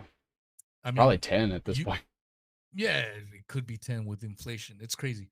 But how many people get a Starbucks every goddamn day? Yeah. So for the price of a Starbucks coffee, if you value Seven's work, fucking hit him up, man. He's doing incredible work. You don't have to take my word for it. You're seeing it right now. Look at these webs. These are intricate, exquisite pieces. And so if you can afford $5-10 on some Starbucks coffee, you can afford $10 one time a month to 7Cs. And it feels like an infomercial, but I'm not trying to sound like an infomercial. The reality of the situation is there isn't money in doing this shit. There isn't money. I work a full-time fucking job. That's one of the reasons why I don't ask for any fucking money. I do this because I have a passion. But I also don't do these intricate webs that take hours upon hours and upon hours. I don't have that kind of time. Yeah. And so someone like Seven, this is what he does. This is what he could be fucking off playing video games or doing whatever. And he's doing these webs. He's showing people, he's opening eyes. And we didn't discuss this beforehand, but this is what makes me respect you, Seven. We don't know each other great, but we have these conversations off air. We do a couple messages here and there. I try not to bug you. I know you get a lot of attention, and I try to give you your space.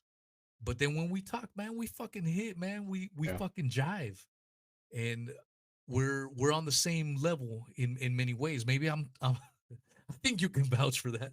But the point is, I know you put a lot of fucking work into it, and I know you put a lot of passion into it. And so if you can do a $5, $10 Starbucks a month, you can hit my man 7Cs and help him out. And just imagine, I'm only saying the $1 thing because you have tens of thousands of followers across your platforms. Mm-hmm. If everyone did $1 fucking boom, boom, boom, $1. Every single person, my man would be fucking, he'd be hashtag balling. Well, But the reality of the situation is when you make these call outs, maybe one person out of 200, maybe one person out of 1,000 people will support their favorite podcasters. And so if you enjoy someone's content, man, just $1 goes a long ways. If you could do 5, 10, that's even better. But $1 goes a long ways, and it's just numbers. And the reason I'm only saying this because it's fucking hard, bro. yeah, If me and Seven were doing video games, we'd probably have a massive following. We'd be talking shit, playing video games, normie. In other words, if we were doing normie shit, I think with the chemistry that Seven and I have, we could do some crazy shit, and we're even pondering it. But in this space, breaking down nukes, breaking down moon landings, yeah, breaking down COVID, that's not a money making venture. And it's not because we're not even doing it because of money venture. It's just we're doing it because this is our passion. But at the same time, the reality of the situation, it costs money to do this stuff. yeah. To do the StreamYard, do all the shit. Yeah, sorry, long-winded shit, man. But I I I don't do this for my guests, but I did it for my boy Seven because I do value him as a friend and I value his work. I And so appreciate that, man. I'm gonna sign up as a fucking as a supporter just to put my money where my mouth is. You know what I'm saying? Like Thanks for that, man. I've done that before, bro. I've done that with other friends that have big podcasts. I feel I love James Corbett. I am a proud Corbett Report member.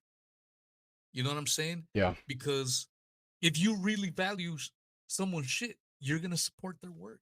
And I support James Corbett's work. I put my money and I support your work, my man. So I'm definitely gonna not just talk about it. I'm gonna become an active subscriber in that manner. thanks, man. I appreciate that. And Hell yeah, brother.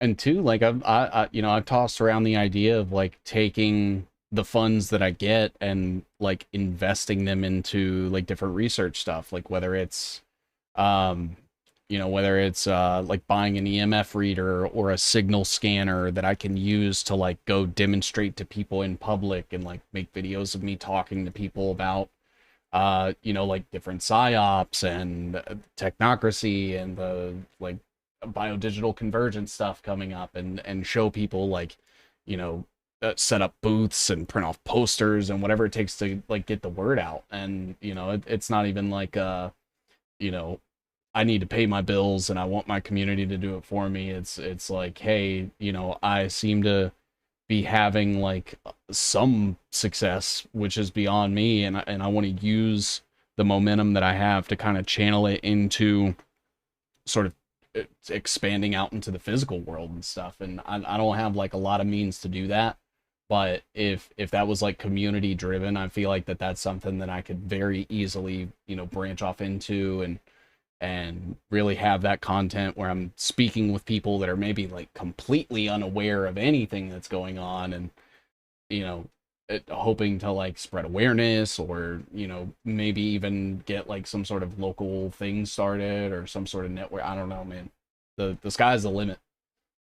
I think the sky is the limit, my man. And I don't want people to get the wrong picture, but um I think you do have a bright future. You're a young cat. I'm probably 10 years older than you. You know what I'm saying? Mhm. I feel like the old man, and not even the old man. I feel like an older brother. You know what Yeah, I'm saying? Because um, I feel your intentions are genuine, and I've been observing the way you're kind of cautious. You kind of insulate yourself, yeah, uh, because for those, maybe there's some people listening for the first time and they're like, "Who the fuck is Seven Seas?" and blah blah blah. Seven Seas is an up and coming motherfucker, man. Up and coming, who's been rivaling bitches like Ian Carroll and so on and so forth. calling him out. You've been getting in debates with Alex fucking Jones. Yeah. You're catching people's attention, man. And I'm not just blowing smoke up your ass. I'm talking to you as a friend, man. You're getting attention. And I feel like I have a good sense in people. Mm. Like I can detect, oh, this motherfucker's full of shit. Yeah. This dude's full of himself. I don't get that from you, man. I get genuineness. And then there's been times where you reached out to me and said, man, I like you, man, because you're real and raw. And I'm like, I didn't ask for that. You just fucking told me that, man. And just hearing that, it feels great, man, Yeah. because sometimes you need that shit. I need that shit. And I'm only telling you this, maybe you need it or not, but I love, I feel you're authentic, man. You know what I'm saying? Likewise. Yeah, we've talked off air, bro. We've talked off air, and without getting into any details, man, it's like, no, you're genuine, bro. You have certain things you kind of want to not really get into because you want to remain private and shit. And I respect that because I'm the same way, man. I don't have friends. And in this space, I consider you a friend. And so, I don't know. It's a long fucking podcast shit, but it's I felt it was necessary. And so Yeah. if you got a couple of bucks, support my man. I'm gonna do it. I'm gonna take that step. Not because I feel forced, not because I feel his work is invaluable, man. I've I've heard the story of Danny Castellero. I've watched the Netflix bullshit story on Danny Castellero and the American Conspiracy and how Danny Castellero did this. Danny Castellero was a great man. And god damn, I'm gonna say this, but I think you're doing great work, bro. Thanks, man. These webs that you're doing are legendary. And I'm saying this now in real time because later on, oh yeah, well now you're saying it later on. I'm saying it right now in fucking present time. What the work you are doing is legendary, bro. Thanks, man. I I'm really not trying to kiss your ass either, bro. That's the cold stone truth. Like this fucking shit right here, these webs that I'm looking at in front of my screen. Let me make them big for everyone to fucking see. Zoom out if you can, dude. Yeah. Zoom the fuck out. Watch this shit, everyone. Look at this. So this is probably about 4 days worth of just like looking through different stuff. And that's just what this web is. What this is the Manhattan Nukes? Project. Yeah, that we just started. We talked about it last weekend about doing this show, and I was like, yeah, give me a couple days, and in between like podcasts and stuff was like just trying to connect as many people as I could and learn as much as I could. I tried to commit most of this stuff to memory so that I'm not having to like reference notes or anything like that. So usually when I go through these webs, I'm like trying to commit it well enough to be able to speak to it while I'm presenting without like a script or bullet points or anything like that.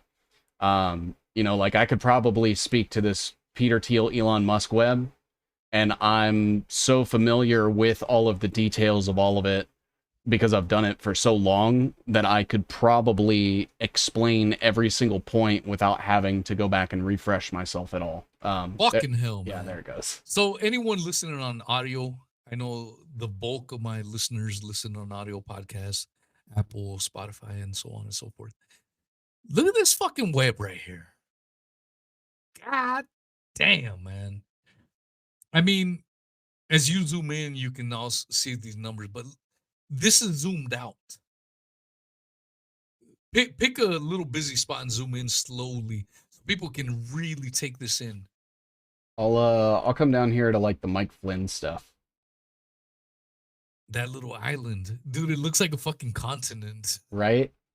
I've heard constellations, I've heard city lights, I've heard subway maps. Yeah, bro, this is wild, man. And I love it. It sucks because they get so big and so full of stuff. Like you can see stuff is just popping in because my computer's trying to load it all. It's trying to load it. Yeah, you can't even. You're zooming in, and you have to zoom in one click at a time because it's not loading in Yeah. correctly. That's fucking bananas. This is that timestamp 155 for all the audio listeners. Shout out to all the audio listeners that listen throughout the week. Oh. Goddamn. Yeah. This See, like, is fucking wild right here. Look at this. then This is zoomed in. So you guys just saw it zoomed out. And it's fucking gay because I feel like a fucking gay ass infomercial host. I'm not even trying to do that. I'm just trying to show people, and people that have been following you for a long time clearly know this is what it's all about. I'm Yeah. just saying this mostly for the newer folks. God damn, that's amazing, man. I can see the constellation remark for sure. Yeah. Yeah, because, like, I mean, this goes into so much stuff. This is, like, tying in the Elon Musk, Peter Thiel stuff with, like, the Bitcoin stuff that I've looked into, the wellness company stuff that, the Amazing Polly kind of helped me with understanding a lot of this and mapping some of these out. But work with, like, Michael Schellenberger, who is, like, his own entire web in and of himself. And so it covers so many different aspects. And one day I'm hoping to like take all of the webs and find a way to, logically connect them on. I don't want to force it or anything. But one day I'm hoping to get to the point where I can say, all right, guys, I have mapped out what I think is the entire like control grid with as many people as I could include. If you just look over this whole thing, you'll be able to figure out how the world works. And yeah, because it badass, bro. Yeah, man, it ties into like it goes all the way back to like the technocracy stuff from 100 years ago, and it's got stuff like about the Federal Reserve in this web and all kinds of different shit. So let me ask you, I'm sure a very common question that you probably often get. Mm-hmm. How can the average person get a hold of these webs? So when I feel like webs have gotten far enough along that I can share them and people can use them as like a whole resource. Because usually what'll happen is I will be working on a web and I'll learn something new that opens up an entire new rabbit hole. This started out as a Peter Thiel, Elon Musk exclusive web, and then started learning about like Mike Flynn. So I started adding that in there. And once it gets far enough along, I'll download a high resolution image of it and I'll put it on my Dropbox.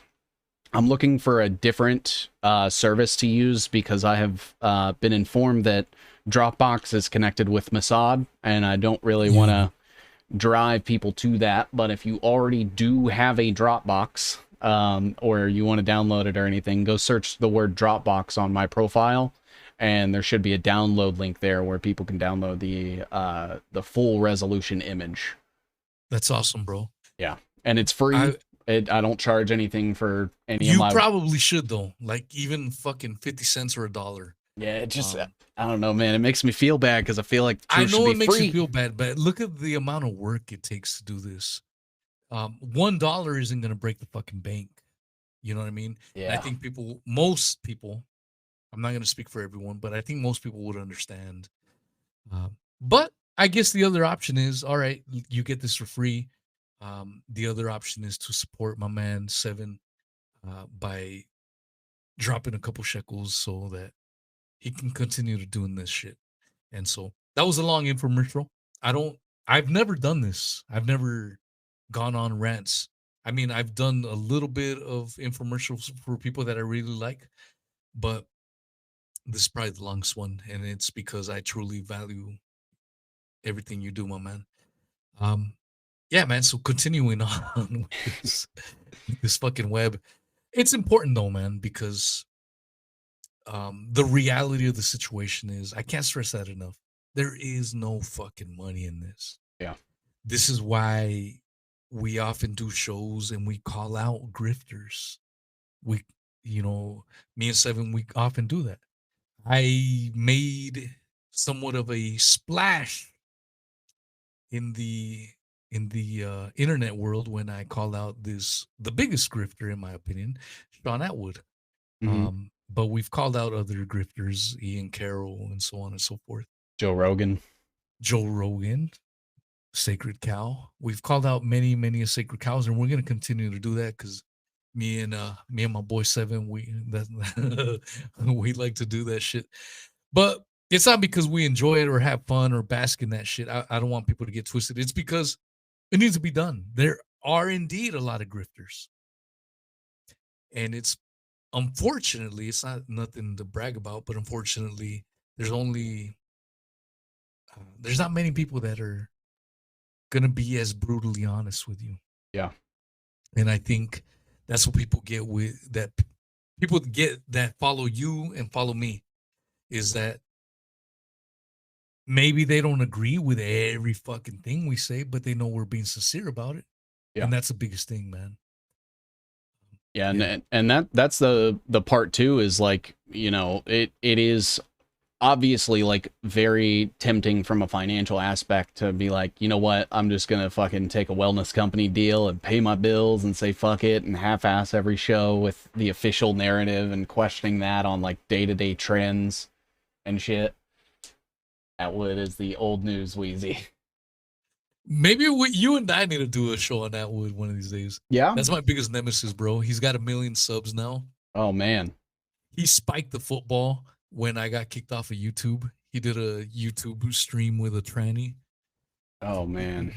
And he was laughing at me. And he thought I was going to quit podcasting. And I think if we did a big ass show that went viral and exposed him, like sometimes people ask me like, what's your biggest, what's one of the reasons why you continued on after all this shit? I'm going to be honest with you. I want to get vengeance on that motherfucker. Yeah. So if I can expose his ass, after he laughed at me because he took me out, I would be happy with that shit, bro. I would, you know, like them country western fucking movies where these two homies are riding off into the sunset on horses. Yeah. You know, boom, boom. That'd be me and you right there, bro. And the fucking horses. Fuck you, Sean Atwood. Well, hey man, you bring the receipts, I'll make the visuals. Dude, I've got receipts for days, bro. I sent Let's you a go. link of my Daddy Gate podcast. We did a whole fucking channel, bro. Yeah. At one point, 90% of my audience was from the UK because I fucking exposed that motherfucker. Nice. George in the live chat is in there. He's from the UK. It is, what time is it? It's midnight in the UK and he's still here. Crazy. Missy, same thing. They are witnesses to me exposing Sean. They've been following me since that time, bro. But that would be fun, bro. We should do a Daddy Gate. Dude, I'll bring back the fucking Daddy Gate podcast YouTube channel just to do a fucking show. We'll do a web on Sean Atwood. Okay. Yeah. Let's do it, man. I'm serious, dude. You think I'm fucking around? I'm down. You're like, I don't know about that. Well, what we could do is, if you want, as you're going and like sort of telling me everything, I can be mapping it out in real time as you're talking. Fuck yeah, dude. And go from there. If you want to get that web, it'll be in high res. Yep. There you go. Yeah. And I'll make sure you have that, and then you can just post it anytime he tries to say something to you. Yeah, it's funny, man. It's a long story, but yeah. I mean, going back to just exposing grifters, that's really the thing, man. It's not, well, I guess in my case it's different. But in your case, it's just you want people to know as many true things as possible. And that's the same goal that I have at the end of the day. There's so much bullshit. We covered this in the first hour. There's so much bullshit going around. And trying to sift through it, all of it is just kind of like these webs. If you're looking at it at first glance, it's overwhelming. Yeah. It's too fucking much. You need to take it one little tiny little step at a time. Zoom in, slowly zoom out. Just keep doing that over and over and over again. It's just like your webs. Yeah. And so that's the same thing with reality. That's really what it comes down to, man. Yeah. isn't it? What is reality? Yeah. What is real? Because a normie will pretty much hear us out, or not even hear us out, listen to us, listen to the sounds that our mouths make. But they'll completely scrap it and say that's unreality. That's not real. Reality is NPR. Reality is Fox News. Yeah. That's their fucking reality. And we have come to the conclusion where no, that's bullshit. Yeah. That's propaganda. That's indoctrination. That's not reality. And because of our position, which is a minority position, it's not a position that many share. We get cast out as Looney Tunes, as crazy motherfuckers. Yeah. And that's the uphill battle that we're facing. Yeah, it's you know, I underestimated how from the outside looking in, when I say something like, hey, I think that we've been lied to for about 6,000 years and all of this shit goes back to like esoteric sand people in the Silk Road days and it's been evolving from there, that it makes me look crazy. That's fine. That's fine. I think that's one of the things I've been trying to get better about is you know, sometimes people will come out, you know, looking at my research and they'll comment something and they'll say, you know, this is absolutely off base, none of this is, you know, and it gets under my skin for like a half a second, and then I have to like bring myself back and say, okay, put yourself in the position of like the dumbest person that you know, and what do you think they would say about this? And they would probably act the same way, but it's frustrating because you want to shake them and say, wake up, like undo the programming, undo the propaganda, and it's tough. So that's interesting because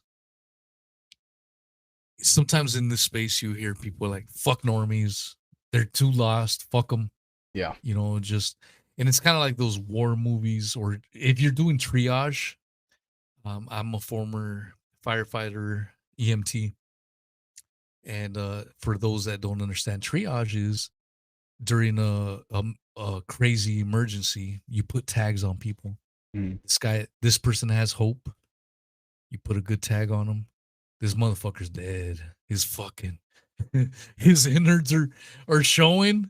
This motherfucker ain't surviving. You put a black tag on that motherfucker. Yep. And so there's people in the conspiracy realm that view normies as a lost cause and like, fuck them. They don't know. Fuck them. You know? And I want to hear your position, but my position is I once was a fucking normie. I once believed everything NPR told me. I once believed that shit. I viewed it as gospel. Yeah. And if I fucking was able to see through the bullshit eventually, I can't think of myself as special. Fuck no. Yeah. There's other motherfuckers that can do the same. They just need a little help. It's not their fault they were indoctrinated. It wasn't my fucking fault I was indoctrinated. You know what I'm saying? Yeah. So I have a little bit more compassion. Maybe that's my liberal self coming out right there. But I don't give a fuck. That's how I feel about it. What's your thoughts on that? Yeah, you know, online a lot I see it seems to be like a pissing contest where people will say, you know, I was awake to all of this 20 years ago. And it's like, that's fantastic. Why weren't you the one to tell me about this stuff? You know, and I'll, you know, bring something up and someone will say, oh, somebody covered that, you know, 5 years ago. And I'm like, okay, well, I never heard anything about it. So clearly they didn't do a good enough job. Like, well, maybe not, you know, a pitfall of themselves, but like clearly there is a vacuum here that is needing filled to provide this information, because I will typically stumble upon like all the stuff I do for my webs organically. So I'm like sitting here teaching myself because I am so skeptical of like other conspiracy theorists online because I don't want to be misled into like wasting my time to some red herring or non sequitur or completely made up fabrication thing. So I always take everything with a grain of salt, and I like to just do it myself organically. And that means that I'm ignorant to a lot of shit. I don't take things at face value. I question everybody and everything. And it makes it kind of difficult because I am still sort of new to this. So it's like if there's something I'm not covering, people will attempt to like call me out and say, this guy never talks about this thing. And it's like, odds are most of the time, if I'm not talking about it, it's because I don't know about it. Yeah. And just sort of like looking back at myself like 5 years ago, and you know, if somebody approached me with like the hate and the vitriol that some people have, it, you know, it's normal to question like, why can't people see this, why can't people, you know, understand? But if their ignorance is what upsets you, you're not going to win them over. You know, it's got to be one of those things where you do have to kind of understand that these people were brainwashed from a very early age, and that's what you're up against. You're not fighting them, you're fighting the propaganda that is being channeled through them by the state and by the powers that be and shit. Yeah, dude, I completely feel that. It's an uphill battle that we're dealing with, and that's why I put myself back in those shoes when I was a normie. You know, um, I want to say I was a normie last around 2015. You know, and I think Trump got elected in 2016. So a year before Trump got elected, I was already like, oh, fuck this guy. This guy is a scumbag. Yeah. This guy's a piece of shit. And I kept saying that. And I would watch podcasts with Whitney Webb. And even I'm gonna say that fuck it, dude. I only speak off I speak truth. I don't hide the way I feel. I don't hide any of that shit. But Ed fucking Opperman, he's an OG in the game. I had some personal qualms, but I may be ready to smash him. I may do a show with him at some point. Yeah. But he was really the only one back in 2018, 2017 talking shit about Trump. It's like, no, this motherfucker's involved with Epstein. Same thing with Daniel Hopsker. Daniel Hopsker died of cancer a couple years back. Rest in peace. But him, Daniel Hopsker, Ed Opperman, he may be listening to the show. Shout out to you, Ed. Message me, DM me if you want to know what my beef was with you, and I'll fucking gladly let you know. I'm not gonna air it out publicly, but they were the only ones talking shit about Trump. Yeah. And I didn't see anyone else doing it, and I was like, it's kind of like going back to Denver Attaway doing, you know, he's making some great shit in the comments. I was like, I need to do my own show. I need to get the word out. And Ed Opperman was a huge inspiration to that. Mm-hmm. I've talked about my beefs with him in the past. I'm willing to let bygones be bygones. Yeah. He followed me on Twitter a couple of weeks ago, so I'm assuming one of two things. He either he's cool with me now, or he doesn't even realize what he fucking did to me and shit on me as a beginning podcaster. And I think the more reasonable explanation is the latter. Yeah. He just didn't know who the fuck I was. But after that, I was like, fuck you, Ed. Now, and unfortunately, that's part of my personality. When someone shits on me, I'm kind of vindictive. It's a fault of mine. I'm just being honest. And as I get older, as you can see with these white hairs, I've learned to temper that down. I still don't trust a lot of motherfuckers. Rightfully so. I don't have friends. I don't. I've talked to people and they they imagine that I have a million motherfuckers that I talk to throughout the day. I don't talk to fucking anyone. Today, the most interaction, the most action I got today was from fucking you, Seven. Yeah. We were just texting back and forth, back and forth, back and forth. I don't have friends. And it's not because of anything. I kind of like being a lone wolf. Yeah. Everyone's different. Maybe that's me being weird. I like doing shit on my own. I've been fucked over in the past. I don't trust a lot of motherfuckers. Yeah. Maybe, and unfortunately, there could be some people that I'm kind of dismissing, kind of pushing to the side. And I don't do that on purpose. It's just, I don't trust motherfuckers, man. I've been burned too many fucking times in the past. And so I don't want to get burned again. You learn your lessons. I would hope so. Most people, when you get fucked over, you learn the first time. You don't just keep getting fucked over, keep getting fucked over, keep getting fucked over. You learn the first time. All right, I got fucked over this time. Unfortunately, I've been fucked over a couple times. Yeah. I thought I could be cool with some people, and they end up fucking you over. So I'm going back to my lone wolf days and just doing shit on my own. And going back to Ed fucking Opperman.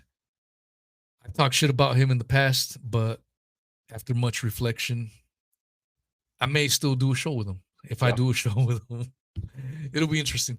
But the whole point of bringing Ed Opperman is he was one of those lone voices when everyone was on the Trump train, when everyone was praising Trump. Trump is going to change everything on its head. Trump is going to change the system. Trump is going to do this and do that and do this.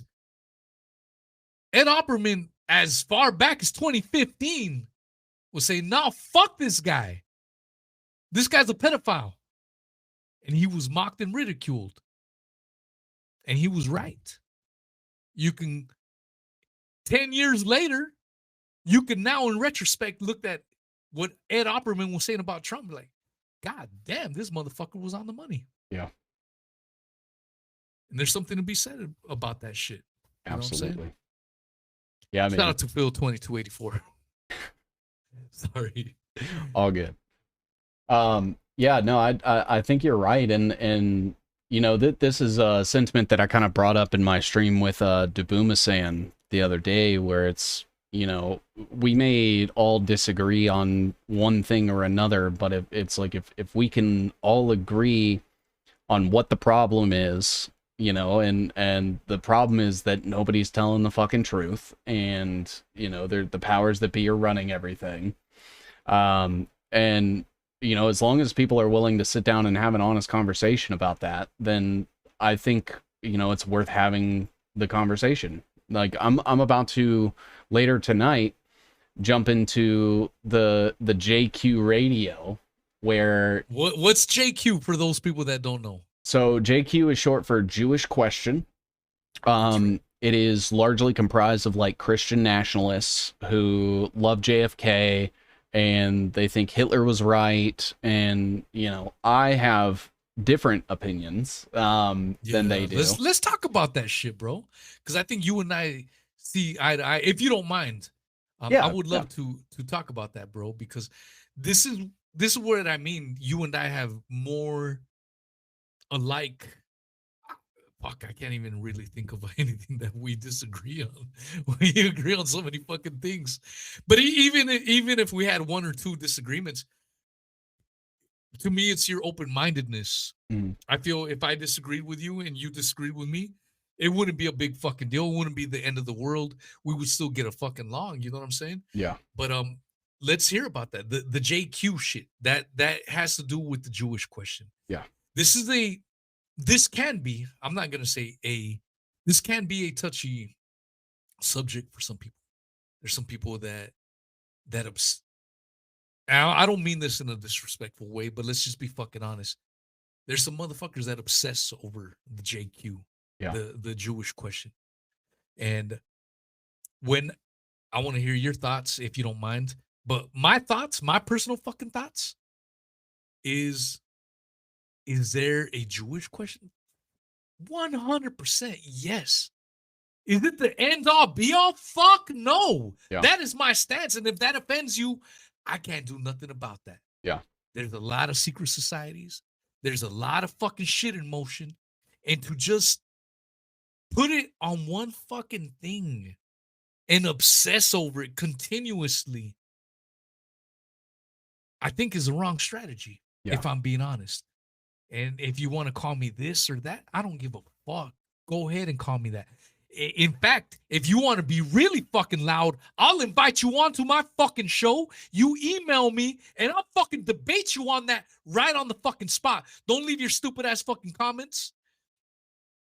Actually, leave your fucking comments. But if you don't have the fucking balls to come on this fucking show and debate me, then fuck you, you pussy. So that's my stance on it. And if you listen through the lines, I'm not defending Jewish or Israel or nothing like that. I'm saying there is a fucking problem. Yeah. But what I'm saying is that's not the end all be all. That is my fucking stance. Yeah, I largely agree. I mean, you know, I've brought this up a couple times where there is an undeniable Jewish presence pushing the agenda of, you know, like globalism, transhumanism, technocracy, all of that. But there's also so many other people that aren't Jewish and don't live in Israel and aren't Zionists. And to just say, you know, it's just the Jews, it's like, well, now you're just absolving all of these other people that aren't Jewish of their accountability. And I think there's tons of people, you know, and at the end of the day, people can say like, oh, well, the Jews are buying them off or blackmailing them. They're still making the choice, the conscious decision to not say no, to accept the money, to, you know, sell out to these people, to push their agendas and their priorities, or not even question it. You know, it's like we have a lot of leaders that are in power, and I don't think all of them are just automatically nefarious. I think a lot of them are stupid and self-interested, and that is abused and manipulated. They're still responsible, even though, because they're held to this sort of like higher authority, where they should be responsible and accountable for everything. And to just say it's the Jews gives them a free pass, and it creates this like all-knowing, all, you know, influential, end-all be-all thing, like you were saying, where it's essentially like it just feels lazy, you know. And it's that way with like any generalization, in my opinion, where, you know, like take crime for example, and people that, you know, make up or like, you know, purport crime rates based on race, and it's like, okay, well, if it's just, you know, a particular race, then what about all of the other races that also have criminals in them? Aren't those criminals also a problem? Or do we give them a free pass and only focus on this one? You know, it's like, wouldn't you want everyone to be held fully responsible for their actions and their decisions and their character? In a just society, that would be exactly the case. Yeah. Right there. And the thing is, once you see these patterns, you realize we don't live in a just society. Yeah. We live in a society where the rich, the powerful, live by their own sets of rules. Why? While you and I, the peons, we live by a different set of rules. You know what I'm saying? How is that fucking fair? I'm not going to subscribe to that shit. Yeah. No, fuck that. I see through your bullshit and I don't agree with it. Fuck that shit. Yeah. So that's what it comes down to, man. I wanted to show this this it's an AI video for sure, but I think it's pretty fucking accurate. Let's see here. Why is it not on StreamYard? Oh, I haven't added to the stage. Let's play this real quick. Oh God. That is Ron DeSantis is a fucking cheerleader. Is this AI or is this real? I can't fucking tell.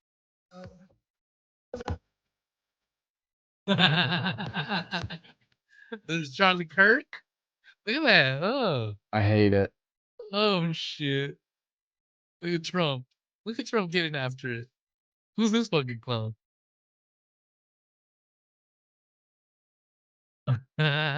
Insane. So for those that are audio listeners, that was an AI video, no question, of Trump, DeSantis, Charlie Kirk, and others. Uh, who's that fucking Cuban dude from Canada? Mark Cuban. No, the dude he was on the video. Ted Oh. Cruz. Oh yeah, Fucking yeah. Ted Okay. Cruz. Mark Cuban. Dallas You said the Mavericks Cuban guy. Apparently he's Cuban. Yeah. I don't know. If He's I also believe that apparently the, what was it, the Zodiac killer, right? shit. His dad was. Yeah. I believe that's what Trump said back in the day. People forgot about that shit. But that AI video for audio listeners was a bunch of Ted Cruz, DeSantis, Trump. Oh, sorry, Charlie Kirk. Sorry, I'm drunk. I'm not gonna lie.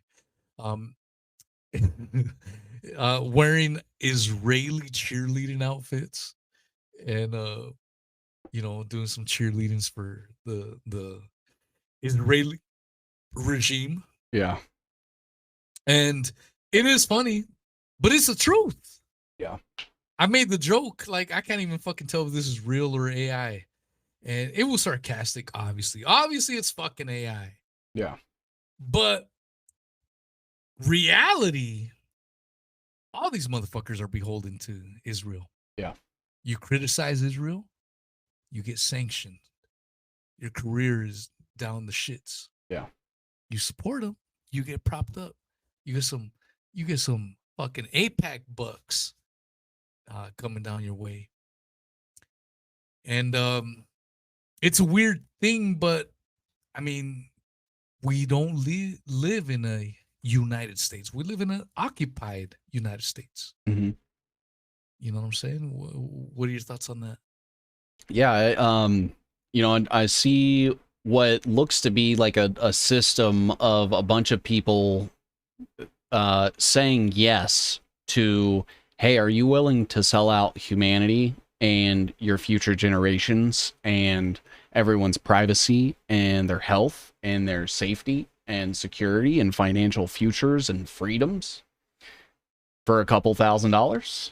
And all of these people say yes. They, and I mean, it's to the point where it's shameless, the Israel stuff, because none of their constituents, besides for the most like ravenous Zionist Christians in America, and obviously Jewish people, are okay with it. And it seems like it's a long line of people saying, well, it's okay if I take it.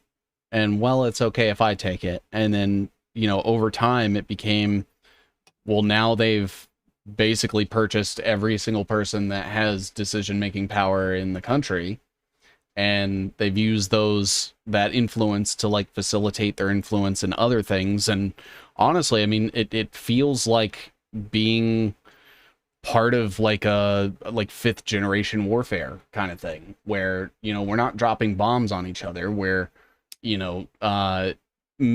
decreasing the competency of our society and the people within it, and making them sick, and filling their head full of nonsense. And to me, that seems like warfare. And every single person that bows to that and allows that, to me, should, they're a traitor. They're a traitor. I don't like to use the word treason, because treason implies that you did something in the disinterest of the state. I like to use the word traitor because more often than not, they will betray the public in order to advance the agenda of the state, which is technically not treason. They'll say it's for national security, why we need to spy on you, for the health of America, why we need to create these vaccines. And I think we need to come up with some sort of criminal charge that ends in, like, I don't know, some sort of sanctioned public execution or something for the people that side with the state and the powers that be in the betrayal of the public. And I don't know what that would look like, but I never call for violence, but I do think there needs to be some sort of system of justice specifically for all of these people that say yes. They're approached with the agenda and they're like, are you in or are you out? And they say, I'm in, you're a traitor. I agree with you, man. 100%. And that's where I'm at these days, where fuck the government, bro. Mm-hmm. Fuck this patriotic shit. It's funny because it's been an evolution in me. You know, I remember I felt kind of weird saying fuck patriotism. It was hard for me to say that. Yeah. You know, I'm like, God damn, am I a fucking treasonous asshole for saying fuck patriotism? But then the more I pondered about it, the more I thought about it, I'm like, fuck yeah, fuck patriotism. Because when you're a patriot, you are accepting war crimes. Yeah. You are accepting genocide that your fucking government does without your consent. And I'm not cool with that shit. I'm not cool with what happened in Vietnam. I'm not cool with what happened in Iraq. I'm not cool with what happened in Afghanistan. I'm not cool with a lot of motherfucking shit that my fucking regime has done under the banner of freedom, under the banner of the stars and stripes and shit. And if you want to talk shit about me, like I said at the very beginning, I talked to the American Exile. I talked to Proof 180. Two dudes who served fucking decades in the military industrial complex and said they fucking regret it. So I ain't cool with that shit. Yeah. So fuck this patriotism bullshit. It's a fucking religion. I'm not gonna shit on religion in general, but if you've been following me for a long while, you already know where I stand on that. But believing in the state is a religion in itself. When you think about it, think about all the actions that it takes to believe in the state. You have to pledge a fucking allegiance to the fucking flag. You have to swear an oath to the regime that enslaves you. And if you get drafted, you have to fucking die for that fucking cause, whether you believe it or not. Yeah. Fuck that shit. I do not ascribe to that shit. I am not a motherfucking patriot. And you see motherfuckers get angry when people burn the American flag. That is First Amendment shit, motherfucker. You can burn the American flag. That is part of the First Amendment. Yeah. So you claim to get pissed about your fucking country, yet you don't fucking defend its basic tenets of freedom of speech? Use your fucking head, motherfucker. Yeah. And I ain't a patriot, and if that fucking stung, that fucking stings. I don't give a fuck, but that's my stance on it. And going back to the Hitler question, I did a show, fuck, I can't remember his name. I did a show. It was a great fucking podcast. Mm-hmm. It's one of my most downloaded podcasts of all time.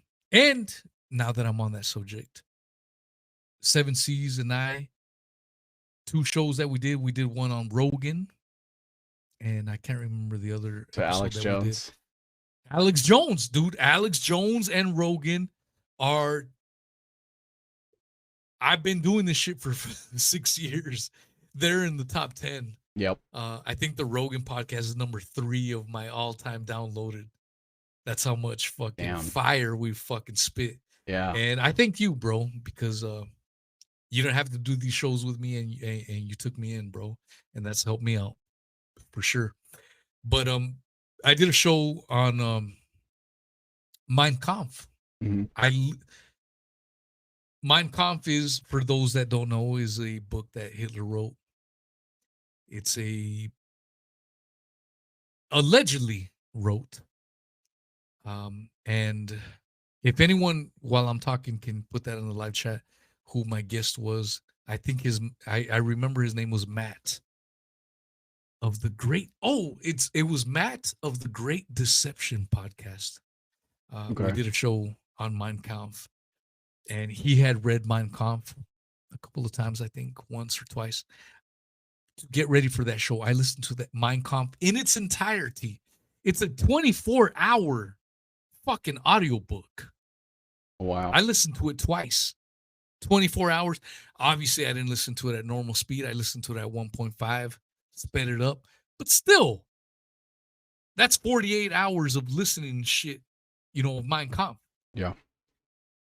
My initial reactions was, first time around, I was like, God damn, this is a fucking piece of art. Hitler's take on World War I and what started it. God damn, this is fucking crazy. Mm-hmm. And I resonate with it. Then I read it, or listened to it rather, a second time. And I was like, all right, it was great. But there was more to be desired. And then I did my show with Matt of the Great Deception podcast. And he told me, you know what? I don't even think Hitler wrote that fucking book. I think someone wrote it for him. And I had never heard that. I'm like, God damn. Yeah. That's another one of the fucking rabbit hole to dig into. And the reason I'm getting into it is because it goes back to the whole JQ question. Was Hitler maligned? Was Hitler tarnished? Was his reputation bullshitted? I can agree with that. Was he a saint? Fuck no. Yeah. I've read Mein Kampf. A lot of the shit that the NWO is pushing today in 2025 is what he was pushing for. Yeah. He was for censorship. I thought you motherfuckers were against censorship. But now, because Hitler's doing it, you guys are cool. Oh, but look at the books he was censoring. I don't give a fuck. Censorship is censorship. What don't you understand? The book could be about this or that. I don't give a fuck. Get that through your fucking heads. I am not cool with censorship. So fuck that shit. Let's move on to the next things. A lot of people that support Hitler are so-called conservatives. They're pro-life. Mm-hmm. Hitler was a motherfucking eugenicist. I'll debate any motherfucker. If you're getting hurt right now, if you're getting pissed because I'm saying this shit, email me. I'll fucking debate you on all the shit because I listened to Mein Kampf twice in its entirety. All 24 fucking hours of it. Twice over.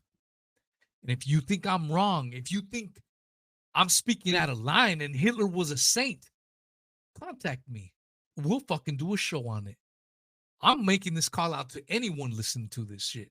So don't get mad. Don't get a thumbs down or a fucking slime, any of that fucking shit. Contact me. Let's talk about it. And if you don't want to talk about it, you know I'm fucking right. Yeah. And that's all I got to say. What's your thoughts, 7Cs?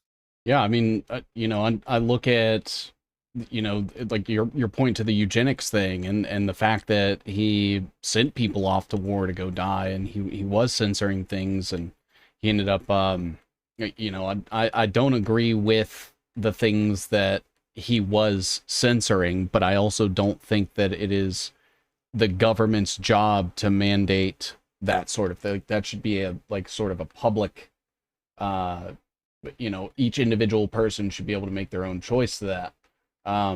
Now it's always tough because, there was the same sort of systemic thing that was going on, but the means with which, he took, where it's, I'm going to declare war and we're going to use the government, as like an authoritarian rule. I don't agree with authority. I don't think anybody should be able to tell anybody what to do. And that's kind of like what has always caused me to question the truth and everything. And I really don't like that, in my opinion, every world leader, it built their throne on a pile of skulls and lies. And so they're willing to throw people under the bus or just usurp power, kill people, start wars and do all of these things that end up basically usurping people's free will. And I think that is a huge issue for me. And it's that way with government. It's that way with corporations that try to, push culture. It's that way with platforms that try to censor people and debank them. Like, I don't think anybody should be able to tell people what they can and can't do by default. And, a lot of people accuse me of being like an anarchist, and they have it in this head in their head that anarchy is this crazy thing. And I'm like, okay, so is it crazier to just say, hey, I want to be left alone, and I want you to leave everybody else alone and just let them do their own thing? And if me and another person have an individual disagreement or conflict or something like that, we should be able to resolve it between ourselves. I don't know why I need some sort of middleman mediator to come in and tell me the certain rules that I can have with certain people and things like that. So like from a fundamental level, I don't think Hitler was a good person, because he was put in charge of a country, and nobody gets there without creating a few skulls and telling a bunch of lies. And I think that way about every world leader. Dude, I'm right there. I'm right there with you, man. I feel Hitler was just another puppet, man. In much the same way that Saddam Hussein was. Yep. Saddam Hussein, we were told, I mean, I'm a few years older than you, but we were told that Saddam Hussein was an evil, vile person. Mm-hmm. That was genociding his own peoples, the Kurds and shit. And then you realize, oh shit, this motherfucker didn't want to be part of the central bank. And he was taken out. Yeah. Just like a lot of leaders. And so Hitler, although he may have had some good points that I may have agreed with, he wasn't a fucking saint, man. Yeah. You study his regime and what they were doing, rounding up motherfuckers and censoring motherfuckers. He wasn't a saint. And that's one of those things. And we're living in a time where you have these fucking people that everything Hitler did was evil. The air he breathed was evil. Yeah. All that shit he did was evil. Even if you mention anything good about Hitler, you're fucking wrong for that. That's one extreme. Then you have the other extreme where, Hitler was great for the white race. He was like a Jesus figure.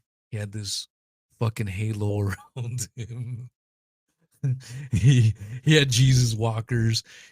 And when he gave his fucking speeches, he did the Jesus hand, the fucking the fingers like that. Yep. And like fucking do the sign of the cross on people.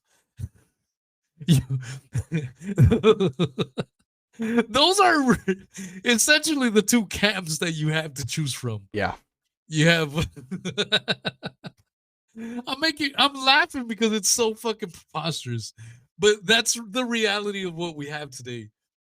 Where everything fucking Hitler did was evil and wrong, and you can't even fucking think of any of the positive shit he did. And then you have the other camp where the motherfucker walked on water. Yeah. And it's like, nah, I mean, maybe he did some good shit. Yeah. Maybe he did some evil fucking shit. You know what I'm saying? And this is where the disconnect is with most people. They can't accept that. Yeah. You either have to be black or you have to be white. There is no gray fucking area. Yep. And so when I look at Hitler, I'm looking at the gray area. Yeah, he did some fucked up shit. Yeah, not everything he did was fucking bad. There was some good shit that was done under his administration. Fucking the crime rate was cut down pretty drastically. You can point at some good shit. You can also point out this isn't even fucking theoretical. How the fuck does a country get obliterated in World War I? And then 20 years later, threaten to take the throne for the top-notch country in the fucking world in 20 fucking years. Going from 0 to fucking 60 in 20 years. Yeah. How do you explain that to me? That's a fucking crazy feat and accomplishment. You know what I'm saying? So yeah. What I'm trying to say is everything has gray area, man. It's not just this, and it's not just that. Yeah. And so I can see some people getting triggered.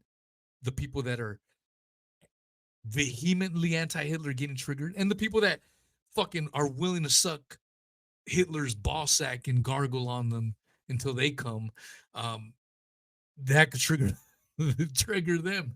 You know what I'm saying? So I'm just saying, look at the nuance. Look at the gray area. There's always gray area in every fucking thing. It kind of goes back to the very beginning of the show. You can't just take everything at face value. Question everything. Yeah. Absolutely everything. So the I guess my final thing is on the JQ thing is I always like to ask them, do you think that Israel as it is today would have existed if Hitler never would have rose to power? And you know, because it was a direct result of World War II that we got like the Balfour Declaration and the creation of the state of Israel to then, you know, be ran by the Likud, who influence all of our politicians. So it's like, I don't think that that was a good thing, you know. But man, I've got a couple of other crazy things about the nuke stuff if you still got some time. Fuck it, dude. I got all the time. I know you got it. So let's talk about the show that you're going to be doing next. Yeah. It kind of relates to what we're talking about right now. That way, because I want you to drop it right now because you're going to be doing the space and you may get asked the Hitler question. Yeah. And you may get jumped. So That's if you fine. are on Twitter and you follow Seven, where can we find you after the show?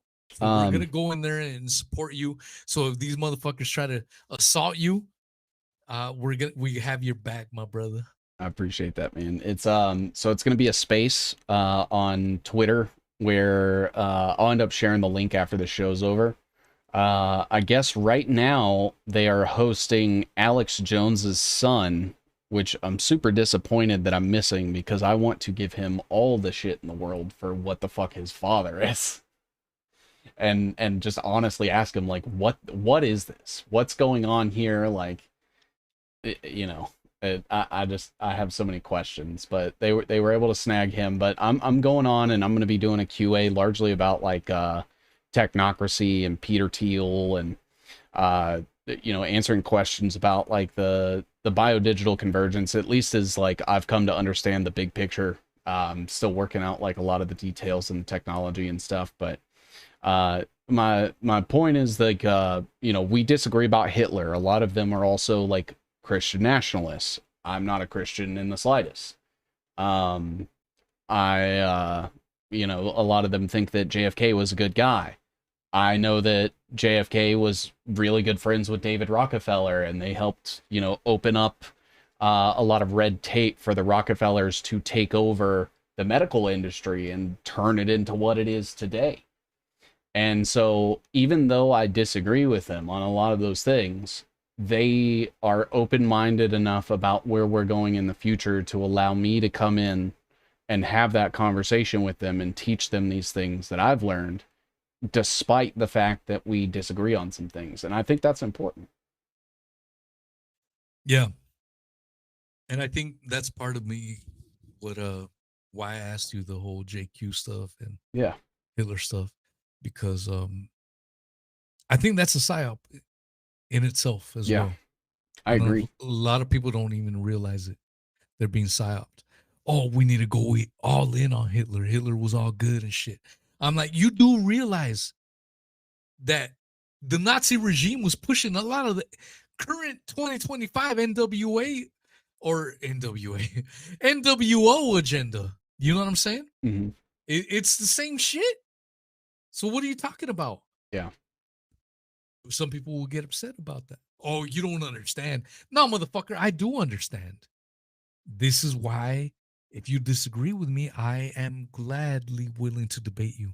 And it's funny because as soon as I said this shit and brought this up, we got some thumbs down.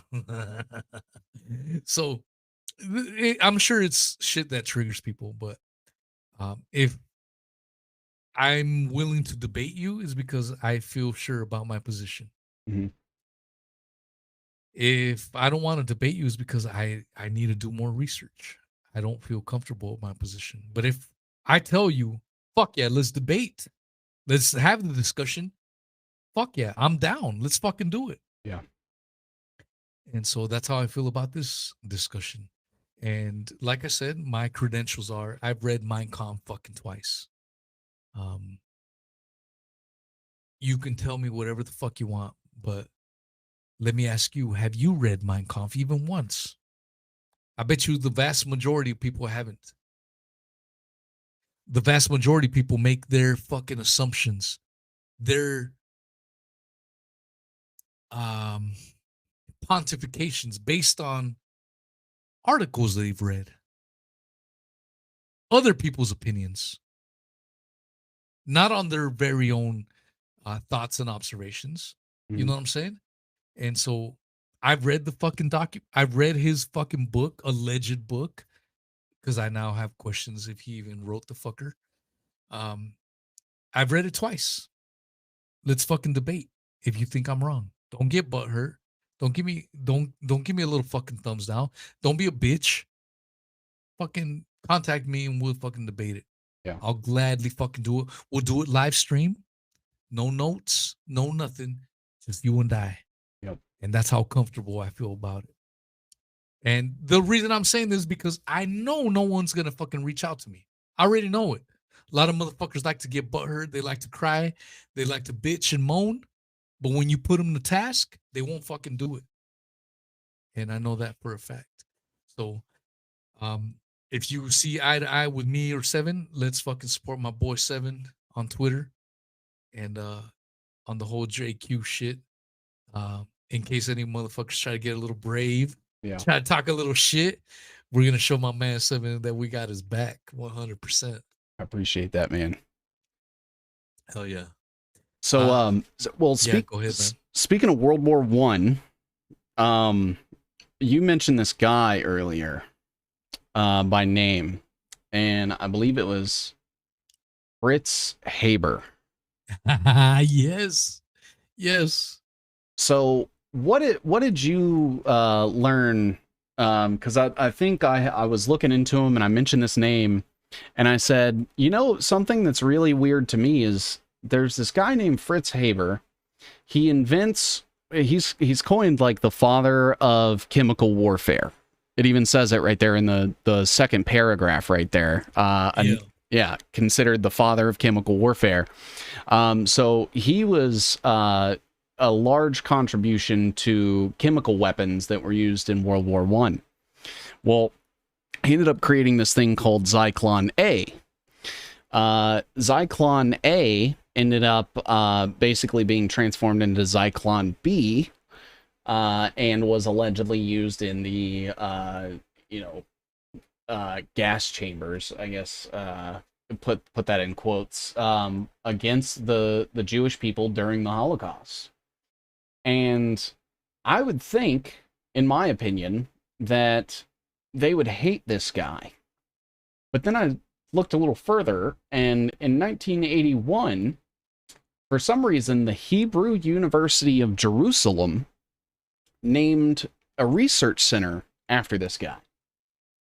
And I think that's really curious, because if he was the guy that led to the creation of Zyklon B that allegedly killed, thousands of Jewish people during the Holocaust, then why are they propping this guy up as like some sort of scientific figure? You would think, like, especially with, the way that I kind of see the Jewish people react to their critics, even like the hate and the vitriol that comes with that. Why would they be so willing to set up this research center and name it after this guy that created this chemical that killed so many of them, allegedly? Yeah. Really interesting. What were, I think you said you were looking at some podcasts or listening to some podcasts on this guy? I wanted to do some research on Mr. Fritz Haber. Mhm. Let's read some of his Wikipedia real quick. Fritz Jacob Haber was a German chemist who received the Nobel Peace Prize in Chemistry in 1918 for his invention of the Haber process, a method used in the industry to synthesize ammonia from nitrogen gas and hydrogen gas.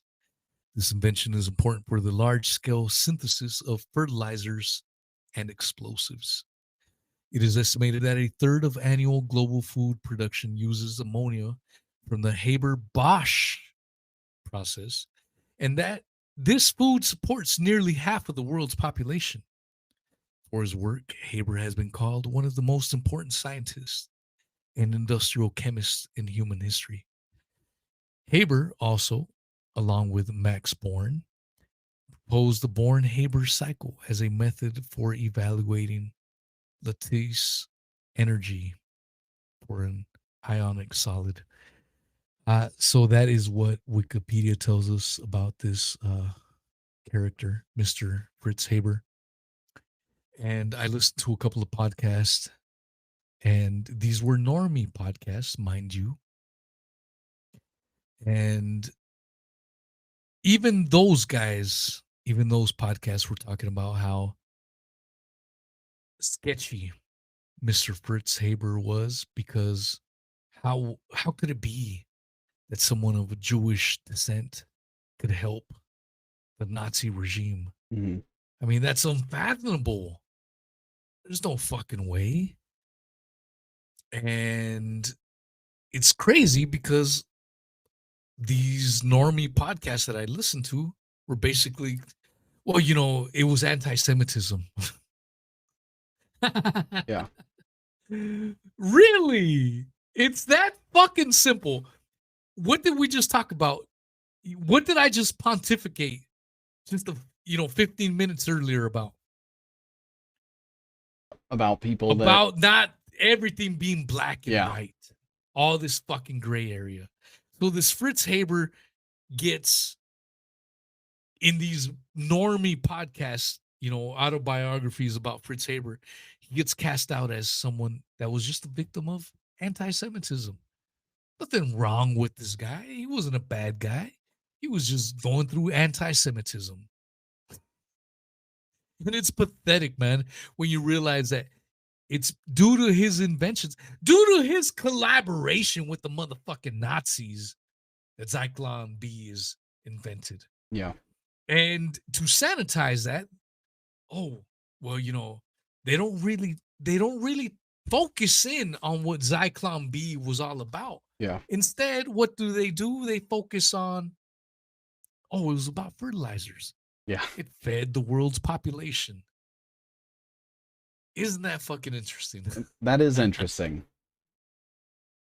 And it's wild, bro. Well, it's crazy because you look at something like that research center, or the way that he's kind of revered, even in like the Jewish community today, and it just kind of tears apart the entire narrative. Like, one of the things that I do agree with, with like the JQ community, is that like the entire thing got blown way out of proportion, just from everything that I've seen. And the official story was that Zyklon B was used to gas them to death. And from my understanding of what it is, that wasn't the case.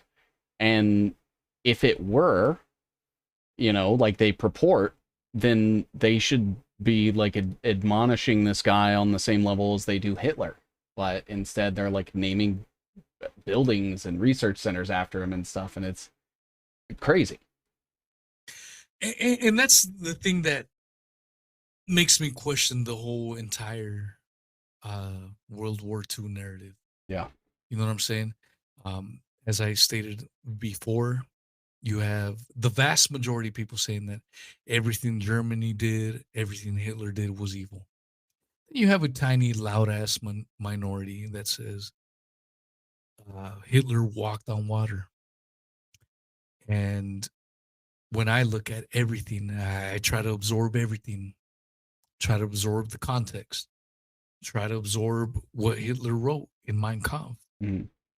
His grievances for World War I were 100% legitimate if he indeed wrote that book to begin with. He's talking about the Treaty of Versailles, which fucked over Germany. Even mainstream historians won't disagree with Hitler on that point, that the Treaty of Versailles fucked Germany over as a whole with the sanctions. Hitler goes into that in great detail. That's one of the first things that captivated me the first time around. I read this. And then as you do more research, we're told that Hitler killed himself in a bunker before the Allies got there, along with his wife. And after further research, not mentioned in schools, not mentioned in mainstream academia or in fucking, it isn't taught as a fact. But we find out that there is no evidence for Hitler ever committing suicide in that bunker. In fact, there is more evidence that he went to Argentina and lived out his days in Argentina. That's what you won't be told. I had the honor to do a podcast with the late Gerard Williams a few years back, I think in 2020. And he was on the show, on the History Channel show, Finding Hitler. Mhm. He was a 100% normie on everything else. I remember in that show, he even bragged about getting the vaccine. He's no longer, caveat, he's no longer around. He died. Was the vaccine a player in that? I don't know. And I'm not shitting on him. He was a good guy. He probably just fell for the propaganda. But the fact is, this guy didn't believe in any conspiracy theories. Gerard Williams. I did the podcast. I think it was in the 50s, if anyone's interested. I can't remember the exact number, but it was in the 50s. But he went to Argentina. He interviewed people. He did what a fucking in-depth journalist does. Talk to this person, talk to this, blah, blah, blah. And he's like, yeah, Hitler was in Argentina. There is no evidence for fucking Hitler killing himself in the bunker. And so if that's a lie, this whole myth that we've been sold that Hitler put a fucking gun to his head. He put a gun to Ava's head, his wife, shot her, then shot himself. It was a murder-suicide because the Allies had closed in on him. If that is indeed a fucking lie, you have to question everything fucking else. Nope. Everything else. You then have to say, God damn, this whole time I believed that Hitler killed himself in that bunker. And that was a lie. Then you find out about Operation Paperclip. I did a show on Operation Paperclip many years ago. I went over the official narrative. In Operation Paperclip, to summarize real quick, was when Americans and Russians incorporated a lot of the Nazi scientists into their ranks. How is it that these people that allegedly committed all these heinous and horrible war crimes are now incorporated into society and go off into fund or start up NASA, like Werner von Braun, a high-ranking Nazi officer? Mm-hmm. How is it that Henry Ford built vehicles for the Nazi regime, and instead of getting put in prison for aiding and abetting the fucking enemy, he takes the American government to court and wins his court case. How the fuck does any of that make sense? Yeah. These are questions you have to ask and answer yourself. Because if you go off of mainstream shit, it's just black and white shit, black and white shit, black and white shit. And like I said, there's a lot of gray area in all this. Yeah. Absolutely. Sorry, man. I All know good. you got another show, and I want you to have plenty of time to rest. And obviously, this is a series, so we're definitely gonna go balls deeper onto nukes on Yeah. part 2. But I think we covered a lot of shit in part 1, Mm-hmm. and it gives a lot of shit to think about. Yeah. If you have any thoughts, leave comments on 7C's channels, my channel, Spotify, Rumble, whatever, Odyssey, whatever the fuck, and we'll go over it. If you got any awesome shit that you think we missed and maybe we could glean from, fucking drop it in the links. Link it up. We'll check it out. Hell yeah.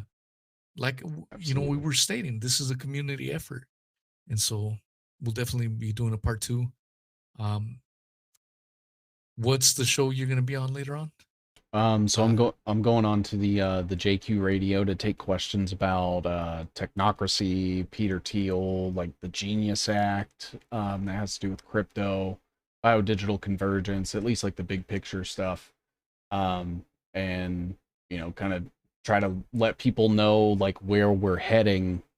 So maybe they can, you know, try to do what they can to avoid it or resist it or boycott it in any way that they can, even if it's just on like an individual level. If I'm just helping, you know, even if 20 people take something away from it, man, that means the world. Hell yeah, bro. And anyone that's on Twitter listening to this, check it out, because there's a good possibility he may get asked the JQ question, you know, or if Hitler was a good guy or a bad guy, and he may get shit on, and that's where we come into play and we show our support. So obviously, if you can financially support my boy Sensi's, do it. If you can't, do it on the comments sections. That's another way to fucking do it. That'll be badass if we all showed up in force and shut these motherfuckers down and show them the truth. More than anything, it's not to shut anyone down. Everyone's entitled to their own opinion. But if they're wrong, they're wrong, man. You know what I'm saying? Like, there is such thing as truth.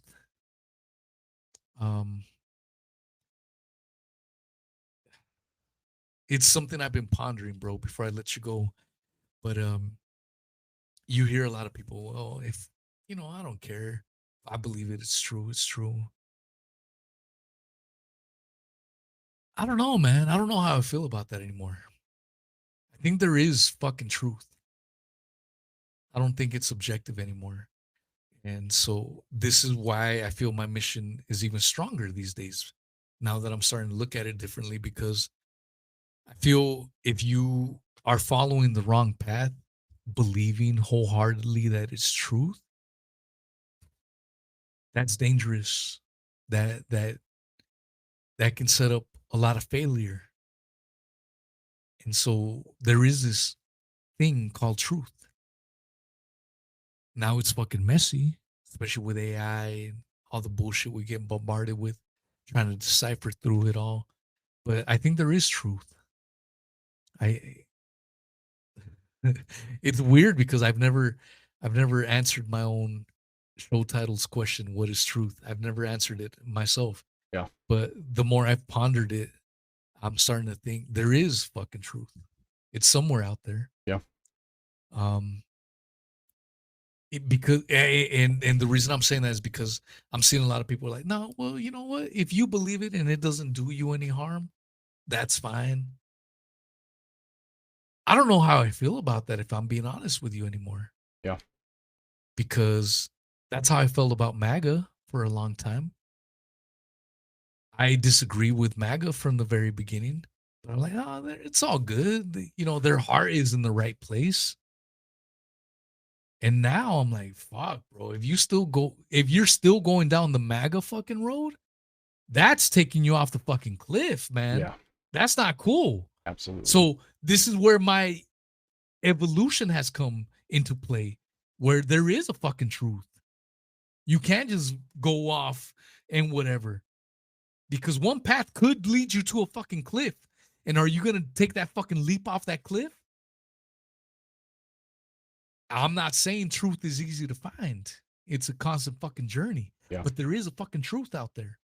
Absolutely. That's what I've come to believe, man. Yeah, man. I think people should be making an everyday practice of, practicing due diligence and discernment and questioning everything. Oh, this is my story. Thank you for the support. Have a drink on me. Oh man, I don't really drink anymore, but thank you. Give him a shout out. It's this is my story. And they said this is my story. Shout out to This Is My Story. Hell yeah. Yeah, they said new to your podcast. I'm enjoying your content. Have a drink on me. Enjoy. Weezy, I'll let you have the drink. I've had a couple of beers. I haven't drank a couple of beers in a while. Yeah. But I know I was with my homie Seven, so I know it'll be fire. Hell yeah. That's what it's all about. We'll try to schedule a get together for a part 2, but this is just a start. Absolutely. And at the very beginning, we stated that there's a lot of shit that's fake and gay. It's not just nukes. We gave a few examples. 9/11 was fake. We're not saying no one died in 9/11. No one said that. Lots of people, perhaps thousands of people died. Perhaps thousands more died in the cleanup of 9/11 by going into ground zero with no mask, no proper personal protection equipment, PPE. Going in there trying to save their comrades, and they got cancer, and they're no longer with us. So when I say something fake, I'm not saying no one fucking died. Motherfuckers do die. Yeah. Sometimes by the thousands. Sometimes it could just be 1 or 2 motherfuckers. Unlucky motherfuckers. Henceforth, the Trump assassination. Everything is indeed fake and gay. Yep. And you have to question it all. And like we said at the very beginning, don't take our fucking word for it. Do your own research. Do your own analysis. Use common sense. Use all your resources. That's it. That's all we can do, man. Yeah. Where would you like people to find you, my man? You can follow me on Twitter. That is where I'm the most active. I have my own YouTube channel as well. It's in everything's in my link tree in my Twitter bio and in the description down below, on my various channels and stuff. And, just come check out my work. If you like what you see, share it, steal it. I don't give a shit. Just tell people and let them know what's going on and what's coming and how to prepare themselves. Hell yeah. That was it. All right, y'all. Hope you guys enjoyed that. That was part 1 on this nuke rabbit hole that we're going to be hitting. How long the series will be, we have no fucking idea, but we'll definitely be having a part 2. Thank you, everyone that made it out. Thank you for 7 Seasons audience. Thank you for my audience. And again, you guys aren't audience. You guys are all friends. Much love, hugs, and kisses to all.